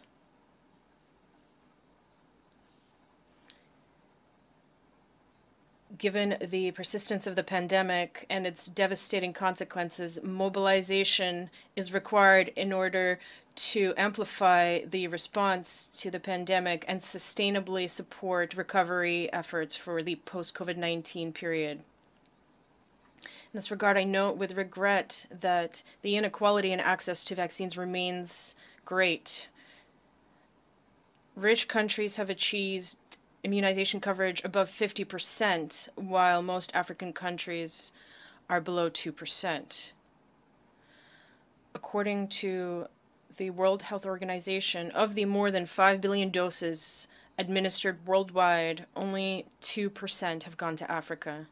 Nothing could justify this imbalance, given the interdependence of our world and the need to eradicate the virus from the entire planet. In that context, it is incomprehensible, in fact unacceptable, that some countries are stockpiling surplus vaccines while others are in dire need of them. The virus knows no continents nor borders, to say nothing of nationality or social status. Unvaccinated countries and regions will be a source of spread of the virus and the emergence of new variants. In this regard, we welcome the repeated calls by the Secretary General of the United Nations and the Director General of WHO to make the vaccine accessible to all. The salvation of all mankind depends on it. Excellencies, ladies and gentlemen, improving the prospects for post-COVID-19 economic recovery is closely linked to improving the health situation or the eradication of the virus and end of the pandemic. This expected economic recovery is also dependent on reducing the divide in all areas between the North and the South. Developing countries severely affected by COVID-19 are already facing various recurring obstacles, the collapse of the tourism sector, and so on. In addition, the least developed countries and landlocked developing countries, including Chad, are also affected by the non-fulfillment of commitments made under the 2030 Agenda and the Addis Ababa Program of Action in the area of official development assistance. Chad once again launches an urgent appeal to all our partners in the North to honor their commitments to vulnerable countries with a view to contributing in a sustainable manner to a better post-COVID-19 economic recovery and accelerating progress towards the SDGs in accordance with the noble ambition of the United Nations to leave no one behind by the 2030 deadline. In that light, Chad reiterates the call repeatedly made by the member countries of the G5 Sahel relating to the cancellation of the debt of these countries, which have been hard hit by terrorism and climate change, in addition to COVID-19 and widespread poverty.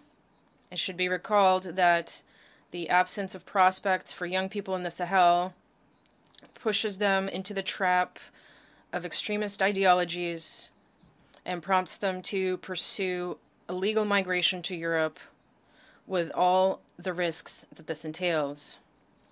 Excellencies, ladies and gentlemen, as you are aware, following the tragic death of its president, who fell on the field of honor on April 20th while combating mercenaries from Libya, Chad began a period of political transition. A transitional military council was set up to ensure the continuity of state functions and guarantee the security of the country, which is seriously threatened by heavily armed attackers plaguing the south of Libya. A broad-based government headed by a civilian prime minister was put in place on May 2nd, 2021, and it is working hard to meet the deadlines to complete the transition process. A roadmap for the transition was drawn up and adopted in July. It focuses around three main axes. One, strengthening security and defense. Two, organizing an inclusive dialogue and consolidating peace and national unity. And three, strengthening good governance and the rule of law. The implementation of this roadmap, the cost of which is estimated at nearly $1.3 billion, is beyond the reach of Chad alone and requires substantial support from our partners through an urgent mobilization of the necessary financial resources. In view of the enormous security, economic, financial, and health challenges facing the transitional government, Chad appeals to the international community for strong support. In the same vein, all the necessary arrangements have been made to hold an inclusive national dialogue, the modalities for the organization and conduct of which are currently being examined by a committee that has been set up for this purpose. In addition, for the sake of bringing all Chadians together, including armed groups, a special technical committee was established to facilitate the participation of political military forces in the inclusive national dialogue. In addition, following the broad and intensive consultations currently in progress, the National Transitional Council, which will assume the role of a provisional parliament, will be set up.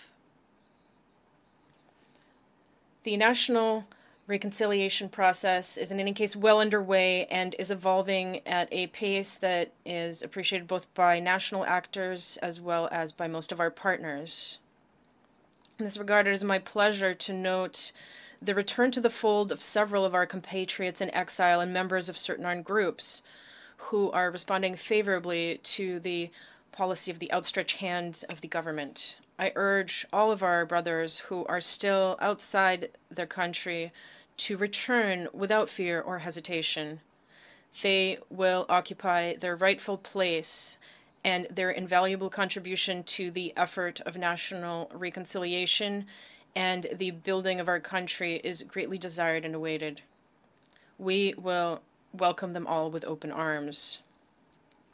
With this in mind, and aware of our duty before history and before the Chadian people, I would like to reassure this august assembly that nothing will undermine our commitment and our determination to conclude the current transition process.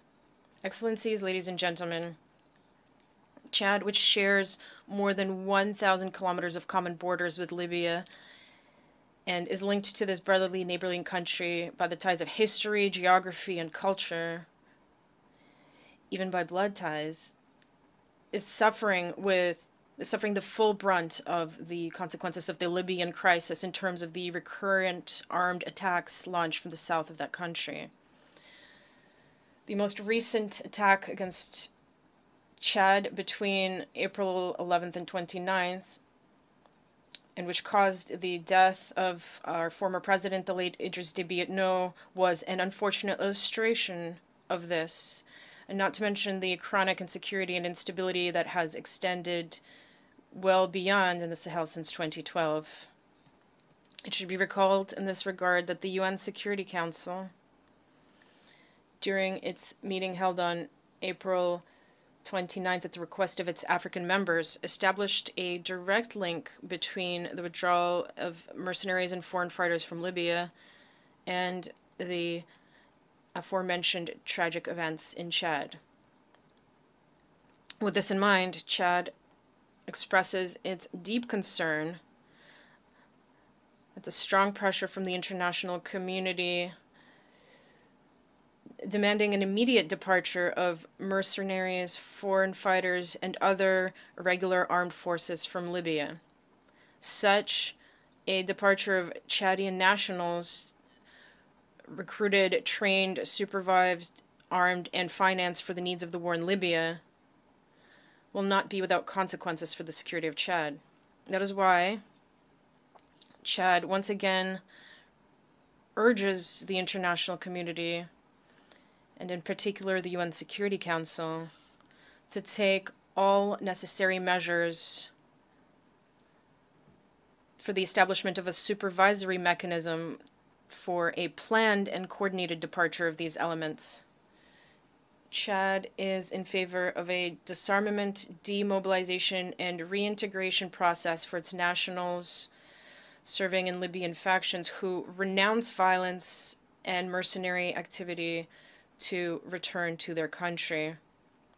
We are counting on the leadership and the crucial role of the United Nations in leading this process and mobilizing the resources necessary to finance it. Excellencies, ladies and gentlemen, we cannot talk about the Libyan crisis without addressing the gravity of the security situation in the Sahel and its environs.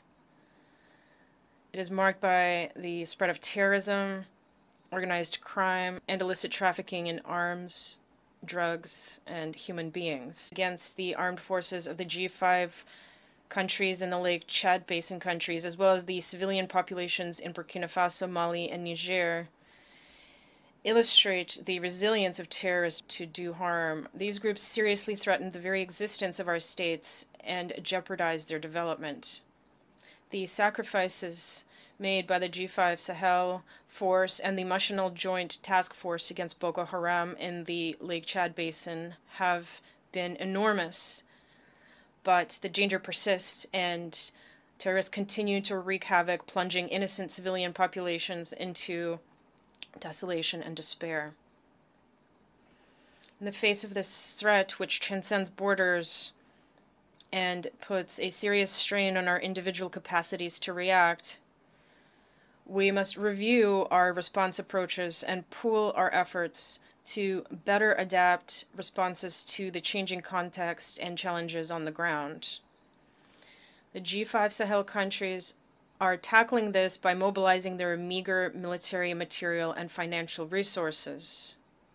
Likewise, the response to the terrorist threat should integrate dimensions related to economic development, climate change, youth education, and access to basic social services by our populations.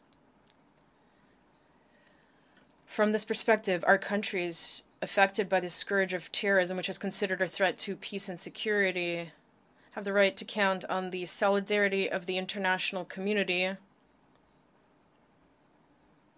in a spirit of complementarity. We have no choice but to act together in the face of global challenges. Chad also underscores the imperative need for greater multifaceted support, both to the aforementioned joined forces and to their individual member states. To this end, Chad once again reiterates the appeal repeatedly launched by the Conference of the Heads of State of the G5 Sahel to the UN Security Council to grant the G5 Sahel Joint Force a mandate under Chapter 7 of the United Nations Charter in order to ensure its sustainable and funding. Excellencies, ladies and gentlemen, Chad reaffirms its position of principle regarding the reform of the United Nations, in particular its Security Council. This reform, which has been called for by Africa for a number of years, simply reflects the legitimate aspiration of more than 1.2 billion Africans. How can we ignore this persistent call from an entire continent that has been unjustly excluded from a body which claims to be representative of all humanity and justice and equity of all nations, which are dear founding values of the United Nations? And Chad reiterates its commitment to the African Common Position as expressed in the Eswatini Consensus and the Sirte Declaration. Excellencies, ladies and gentlemen, in conclusion, I would like to express to His Excellency Antonio Guterres, Secretary General of the United Nations, to his organization and to all its member states, as well as to the regional organizations present in this room, our sincere gratitude and our deep recognition for the solidarity and moral support shown towards Chad following the tragic and sudden passing of the former president, the late Idriss Déby Itno. And finally, in the name of the founding principles of the United Nations and in that of friendship between the peoples, Chad reiterates its call to lift the embargo unjustly imposed on Cuba, which is seriously harming this country. With that, I wish us every success in our work, and I thank you for your kind attention.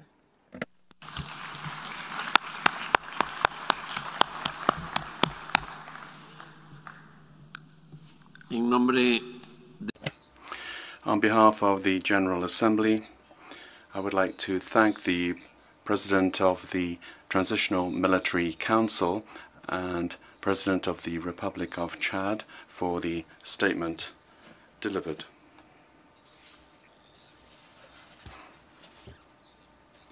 And also for the introduction made by my sister, the Permanent Representative of Chad. Thank you very much.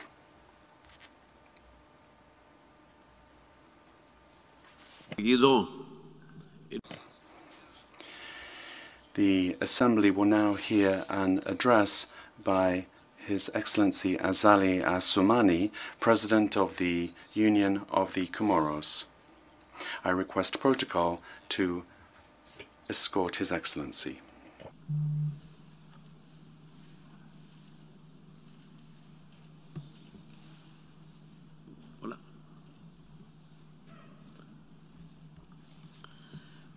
On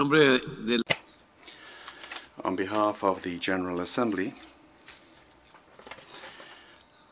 I have the honor to welcome to the United Nations His Excellency Mr. Azali Assoumani, President of the Union of the Comoros, and invite him to address the Assembly. Mr. President, you have the floor. Your Excellency, President of the General Assembly, Your Excellency, Secretary General of the United Nations, Majesties, Highnesses, Excellencies, distinguished representatives of countries and institutions. Assalamu alaikum. I would like first of all to express to the US authorities my warm and sincere thanks for the warm welcome that they have given us. And this happens every time we come to this beautiful city of New York to take part in this great annual gathering. And I would like to express our sincere sympathy to the American people who are September 2021, the 20th commemoration of the cowardly attacks of September 2001. And I associate myself to the tribute paid to the victims of these barbaric acts. I would also like to join my voice to those of eminent State of Israel. It is up to the State of Israel to understand the import of these bold initiatives and to take account of them in everyone's interest. Moreover, and with a view to a lasting solution for the Moroccan Sahara, which is of great concern to my government, I would like to express here my encouragement for the efforts undertaken by the Kingdom of Morocco, and we hope that they will lead to a solution which will make it possible for this brotherly nation to recover its autonomy and territorial integrity over this Moroccan province. My government welcomes any initiative which will contribute to ensuring peace in the region and strongly encourages dialogue between the two brotherly nations, namely the Kingdom of Morocco and the People's Democratic Republic of Algeria. And along the same lines with regard to sovereignty, the Union of the Comoros repeats its position for the need for the People's Republic of China to recover control over the Chinese province of Taiwan. With regard to the territorial dispute between France and the Comoros relating to the Comorian island of Mayotte, in recent years we have seen a willingness on the part of both parties, the Comoros and France, to build on what has been achieved in our common history whilst maintaining a frank and constructive dialogue with a view to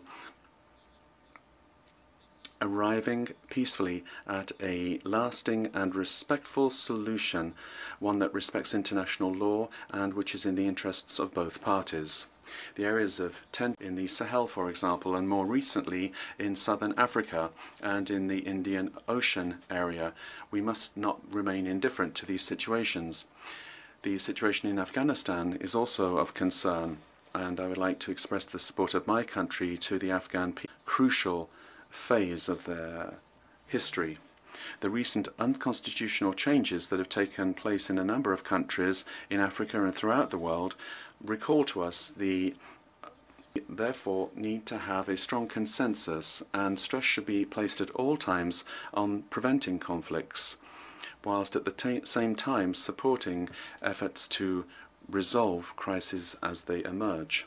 Mr. President, honourable delegates, the principles and values of the United Nations today are centred on the Sustainable Development Goals, which each country has made its priority. They are an ideal place, as well as many others, are also facing other dangerous phenomena such as maritime piracy, human trafficking at sea, drug trafficking, illegal fishing, and the plundering of the sea's resources.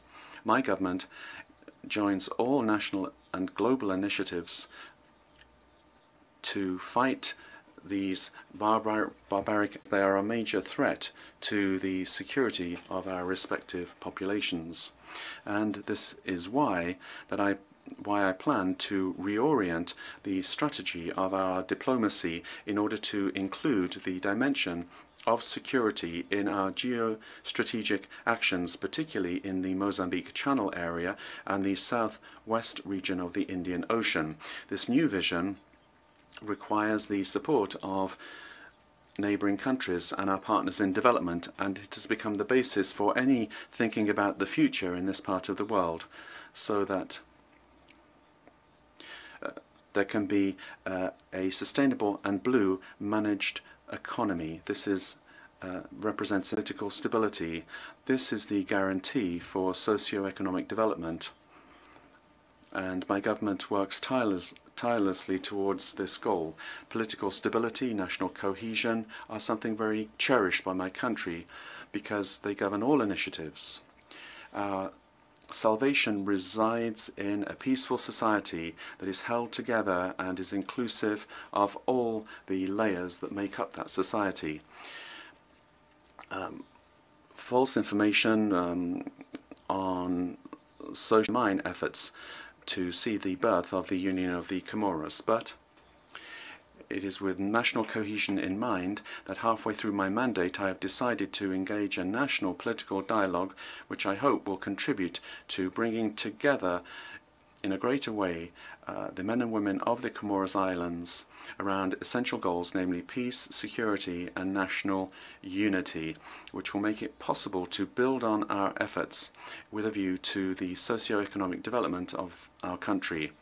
And here I would like to thank the mission of South Africa, led by the Peace and Security Commissioner, who has just ended his stay in the Union of the Comoros a week ago and was able to meet with all stakeholders in this dialogue, listen to everybody, understand and appreciations and produce recommendations. Now it's up to all partners involved in this dialogue to move forwards.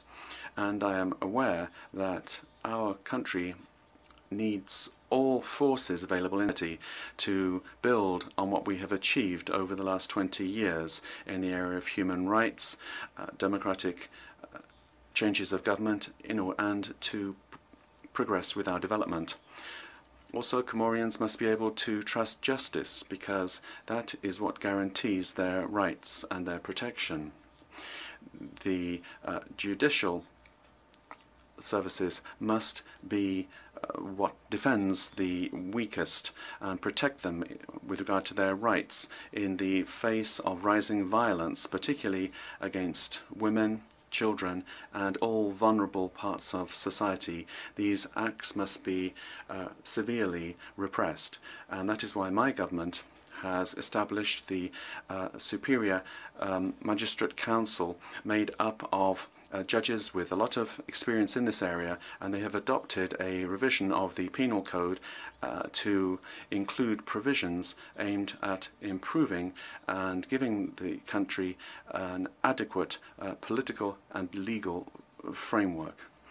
Mr. President, on the social front, as everywhere else, COVID-19 has obliged us to give it priority. The Comoros has seen 2 waves, and the second showed itself to be more virulent. Nevertheless, the situation was managed. We avoided the worst, thanks to the measures taken by the authorities and supported in this by all of our partners, bi and multilateral partners, communities and civil society, and we'd like to thank all of you from the bottom of our hearts. We have to say today that the Comoros is now in the green category, and that is because we have observed vigilance, particularly being an insular country, in order to avoid a new spread of this disease. To date, the second step of vaccination is terminated, and the third cohort of vaccination will soon begin, which will make it possible to achieve our goal of 80% of the target population vaccinated by the end of 2022. And considerable efforts are also being deployed by my government to assist the population on a daily basis, particularly to shelter them from the world food crisis, which we have seen as one of the consequences of the health situation brought about by COVID-19. Mr. President, the action of all partners to development of the Comoros is to be welcomed. With the United Nations system, the new framework plan for sustainable development that has just been signed for the next 5 years fully incorporates the priorities in the Emerging Comoros plan. All efforts combined together, and with our bi and multilateral partners, we must converge towards a major goal, which is the emergence of the country between now and 2030.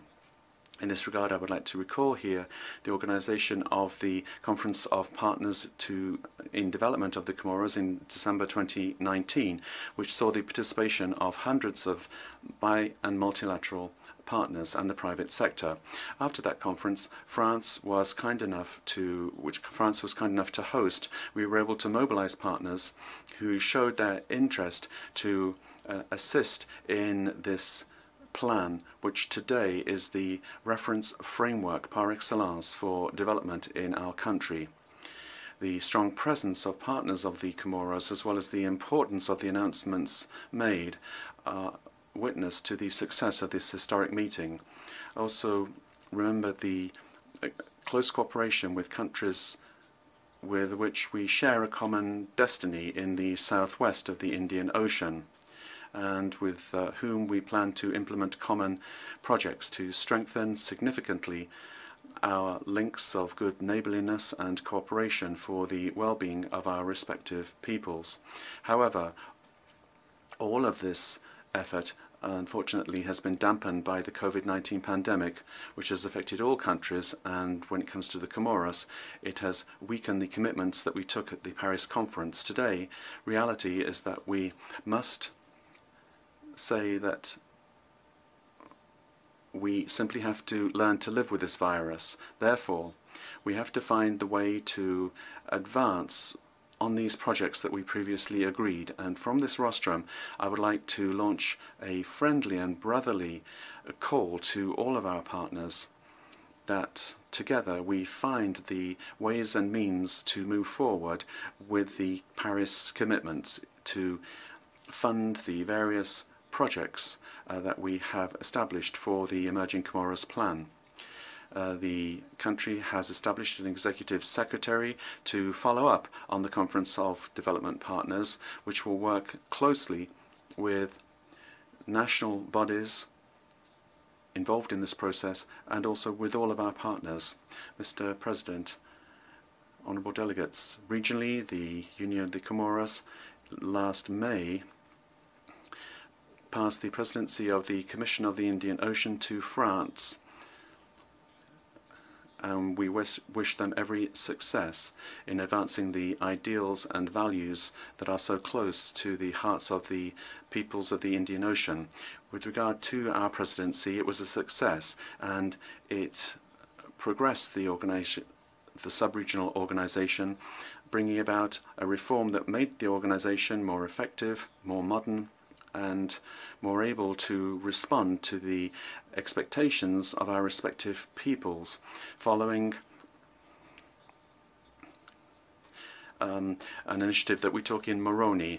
The Comorian presidency also helped to successfully manage the COVID-19 pandemic in the member countries by establishing a regional plan for a blue economy and a strategy for relaunching regional economies. The Comoros participates also in regional efforts aimed at ensuring security in the East African area. Support is also given to the sisterly Republic of Mozambique in their fight against terrorism, a scourge which unfortunately spares no country.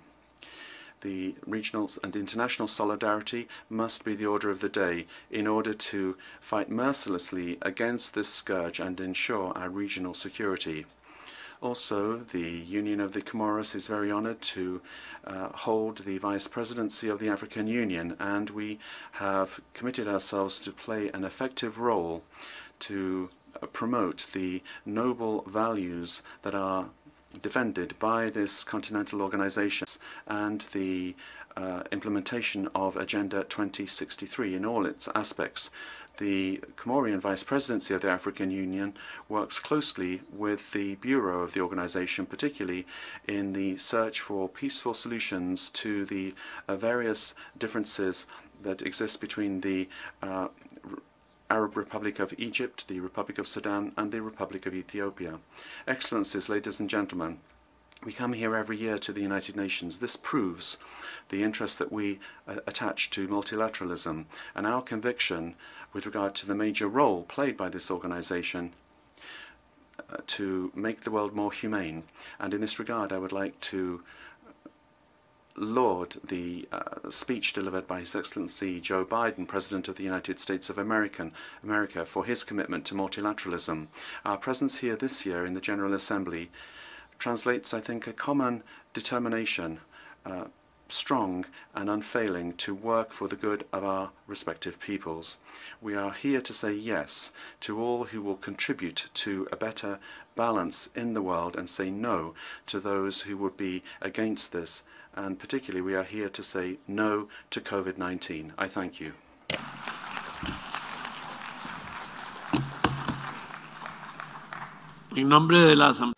On behalf of the General Assembly, I would like to thank His Excellency Mr. Azali Assoumani, President of the Union of the Comoros, for the statement delivered, and I request protocol to accompany His Excellency.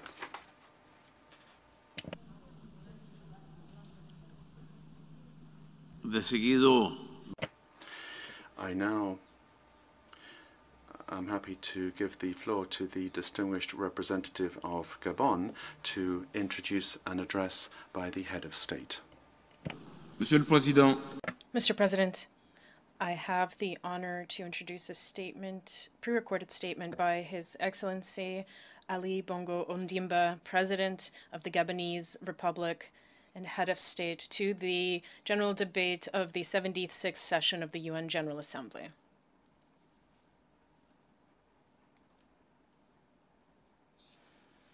Mr. President, Your Majesties,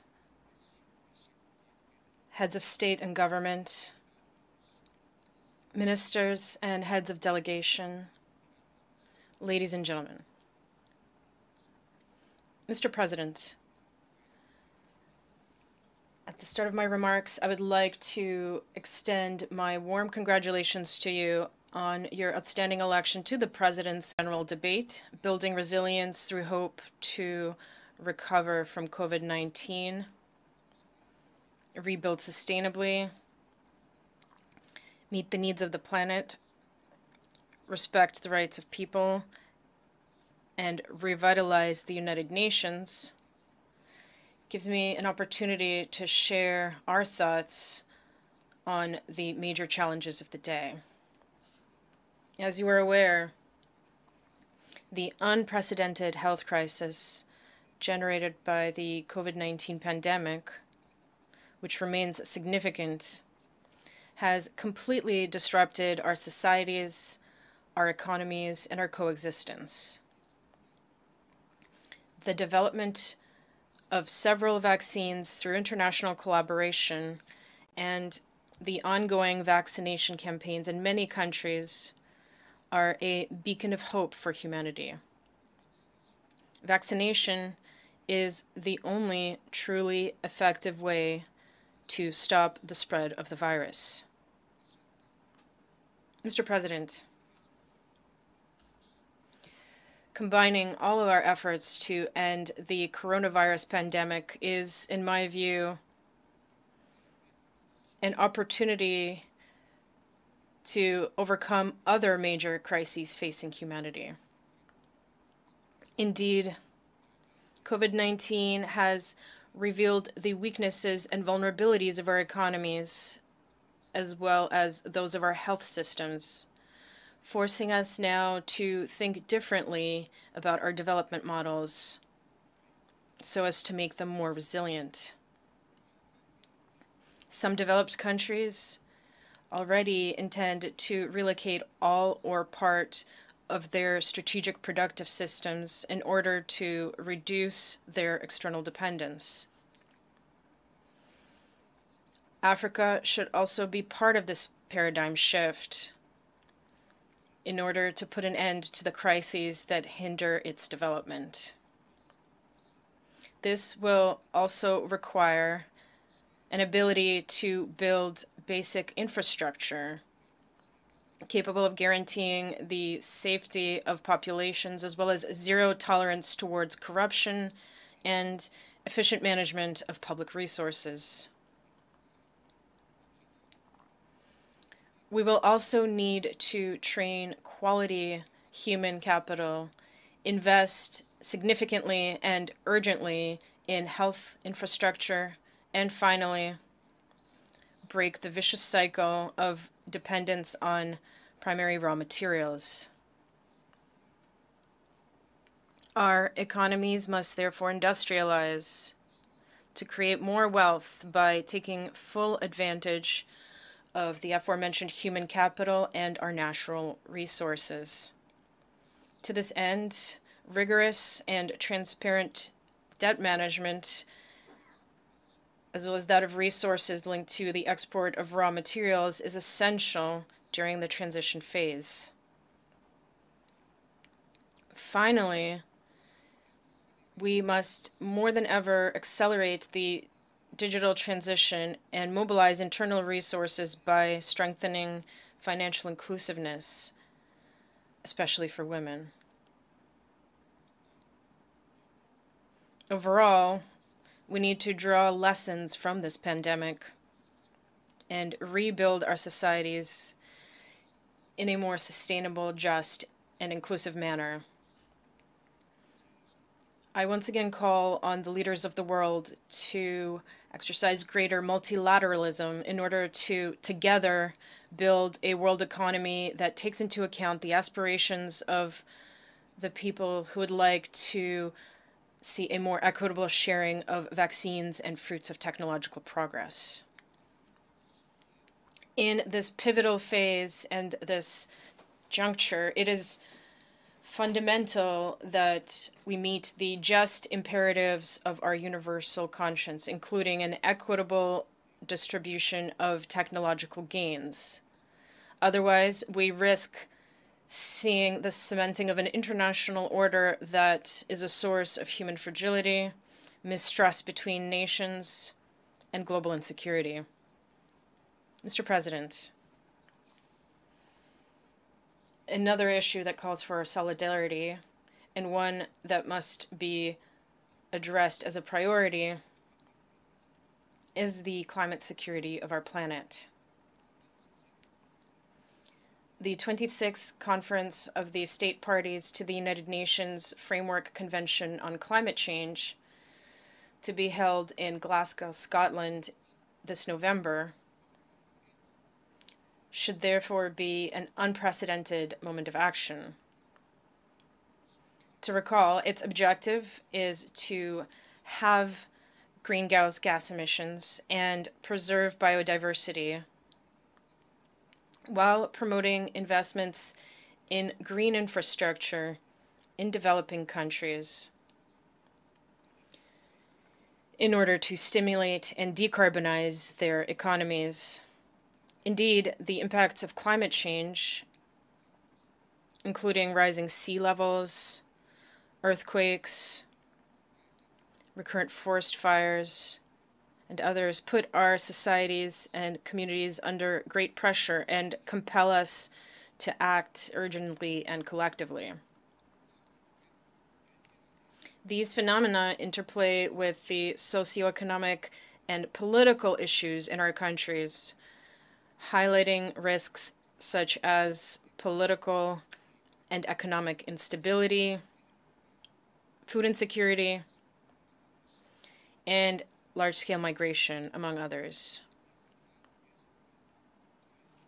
States and communities must now adapt in order to face the challenges of climate change.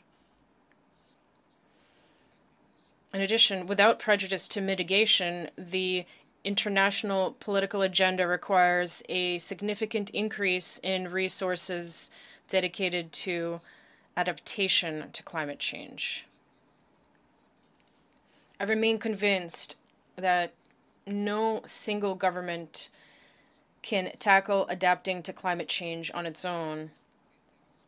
International cooperation is therefore essential, in my opinion, to support local action, both as a means of strengthening international security and achieving the Sustainable Development Goals.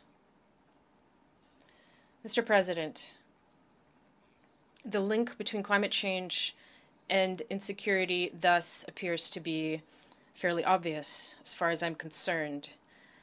As you are aware, Gabon has always been committed to peace and climate security. This commitment will remain unwavering throughout my country's mandate as a non-permanent member of the United Nations Security Council for the period 2022-2023. While rejoicing in the confidence of the international community, I would like to reiterate my firm willingness to work hard on the process of silencing the guns everywhere and to resolutely place our action in the context of a permanent search for a global consensus promoting the security, dignity, and prosperity of the peoples of the world. Gabon will seize every opportunity to call for an advent of a more just international order marked by a reform of the UN Security Council, which includes both equitable representation within the Council and an improvement of its working methods, in line with the African Common Position expressed by the Azulwini Consensus and the Sirte Declaration. Along with greater international solidarity and the expected reform of the Security Council, the revitalization of the work of the General Assembly and of ECOSOC must also be carried out in order to breathe new momentum into our organization. To speed up transition to a low-carbon industry that respects the environment. The implementation of these commitments is key to supporting the efforts of countries like Gabon, which has substantially mobilized its domestic resources in the implementation of projects to adapt to climate change. As part of in this context, I instructed the government to set up a transformation acceleration plan. This program aims to revive our economy by accelerating the transition to a post-oil paradigm and emphasizing new engines of growth whose potential could be increased. These include the mining, forestry, and agricultural sectors. In addition, Gabon is strengthening its energy capacity through the upcoming completion of new solar and hydroelectric power plants.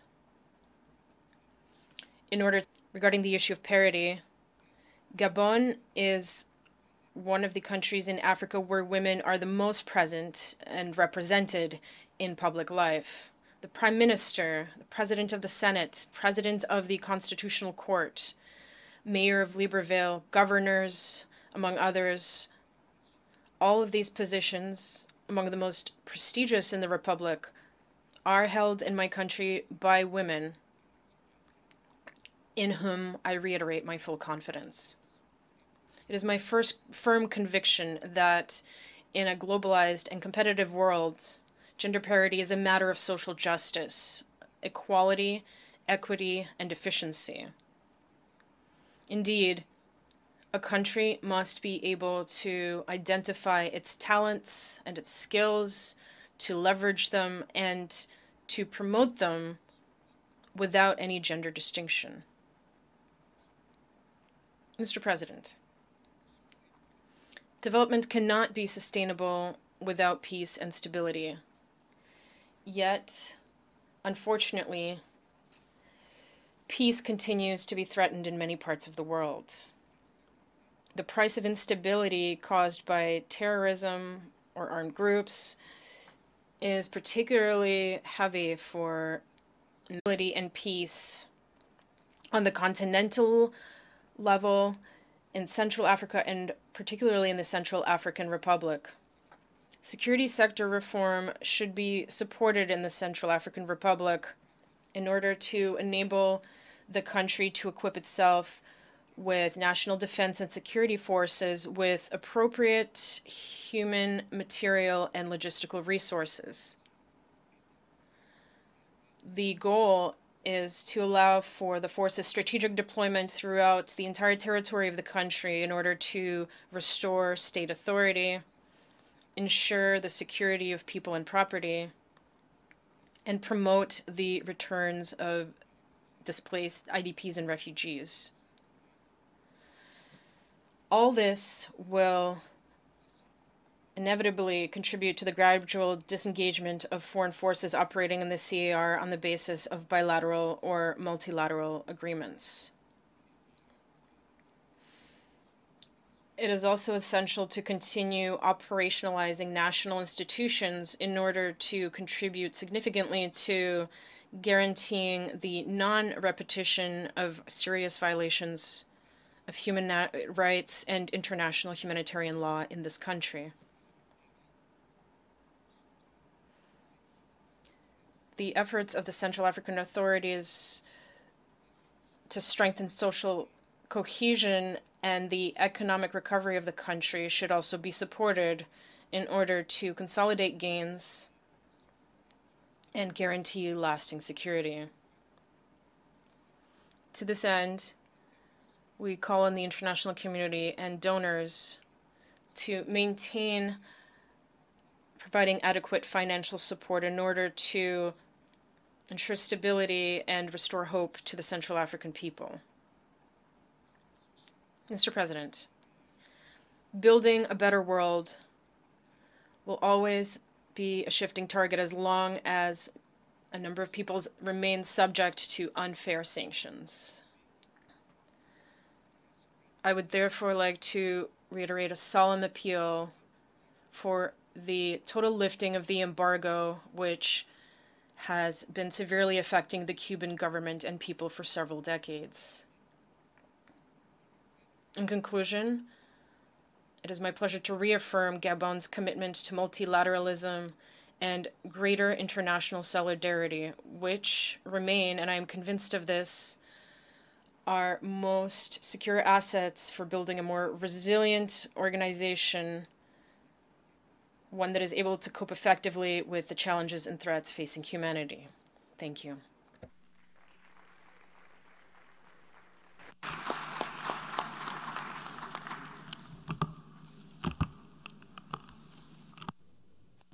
Gabonese Republic for the state and revitalize the United Nations.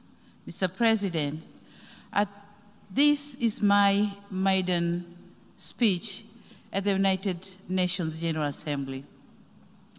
Allow me, on behalf of the people, government of the United Republic of Tanzania, to thank all members of the United Nations for your condolence message extended to our nation following the untimely passing of our late President, Dr. John Pombe Magufuli, on 17th March this year.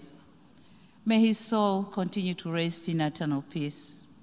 We remain indebted to you for the thoughtful of comforting messages which helped us that in unprecedented taste to our nationhood.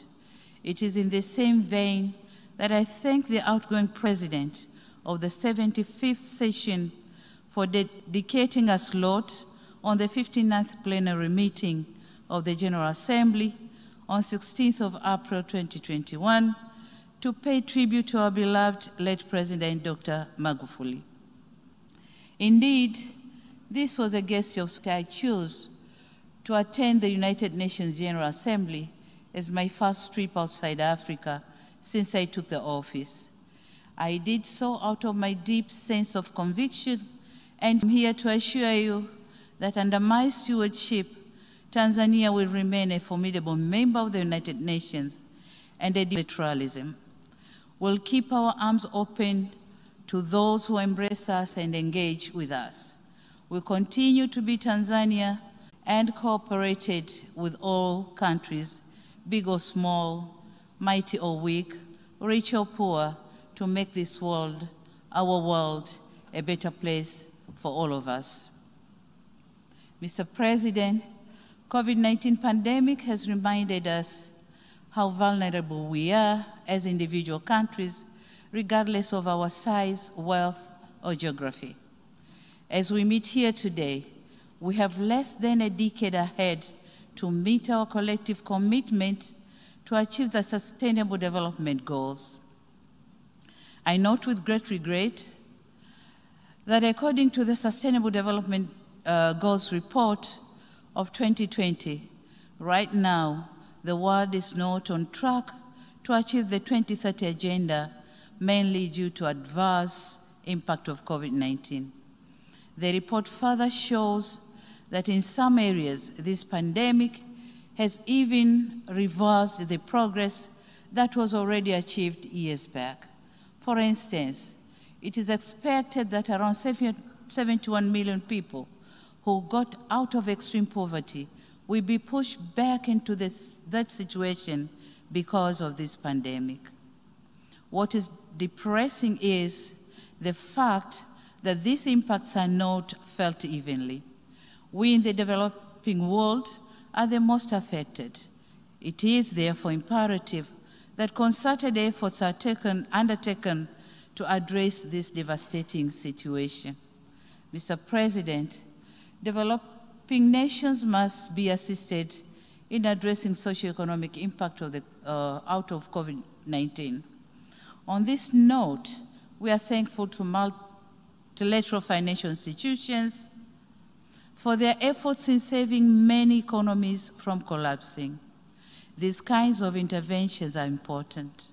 We cannot afford to take refuge on the onset of COVID-19 as an excuse for not making sufficient progress on achieving the Sustainable Development Goals.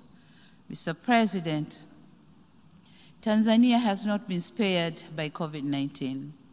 After the onset of the pandemic, we in Tanzania, and I believe in many other developing countries, was a threshold of vaccinating at least 40% of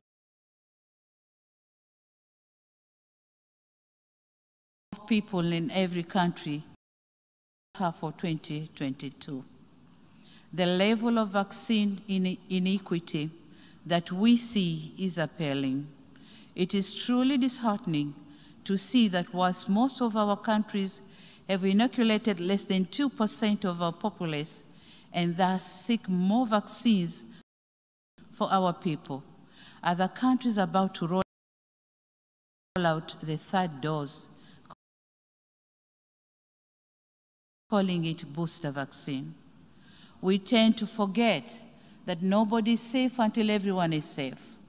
It is indispensable that countries with surplus COVID vaccine doses share them with other countries.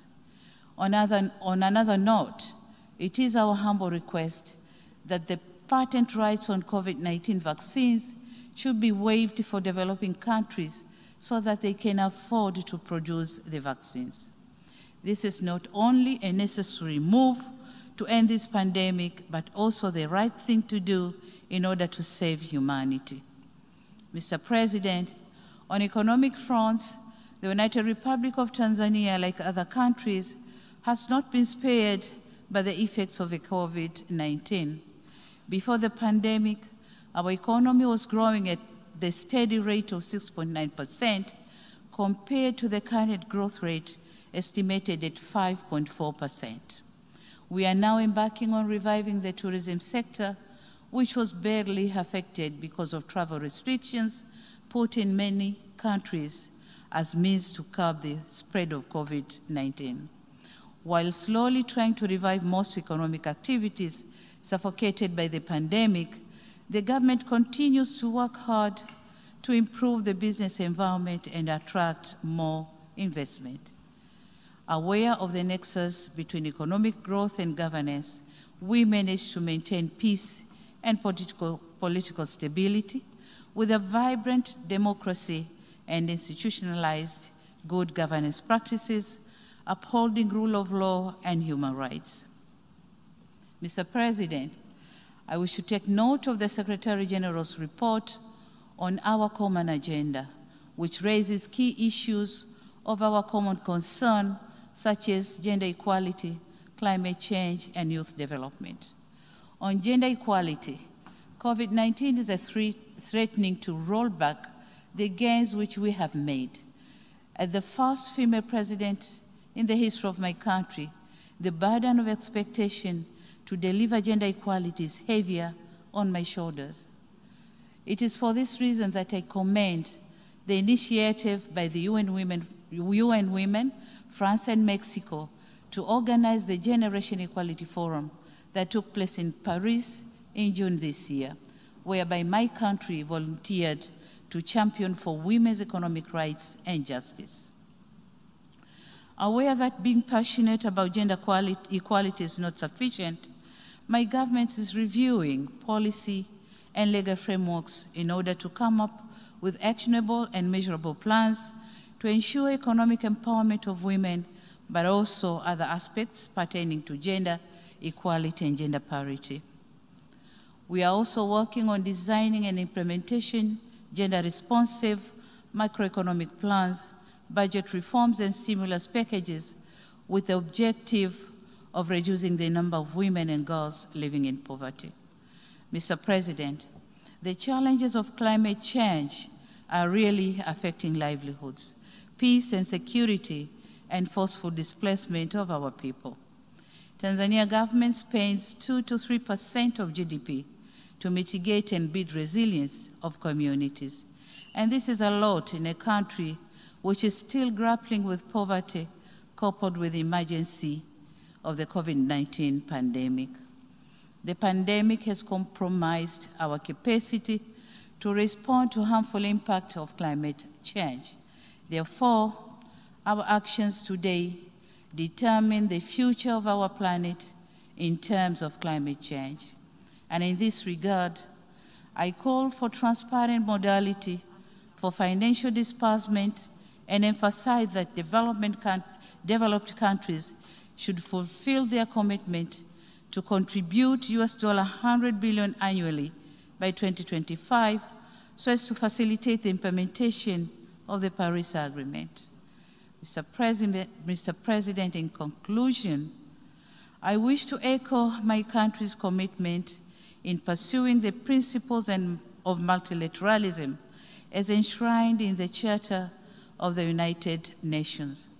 I urge other nations to continue supporting this august institution. The onset of COVID-19 has given to all of us a lesson that we are deeply intertwined and that unilateralism will not get us anywhere when it comes to challenges that transcends our national boundaries. A wise person once said, and I quote, "Alone, one will go faster, but together we'll go far. Multilateralism must always prevail."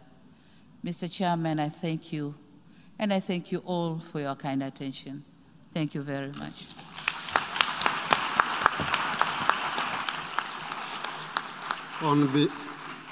On behalf of the General Assembly, I wish to thank the President of the United Republic of Tanzania for the statement just made, and I request protocol to escort Her Excellency.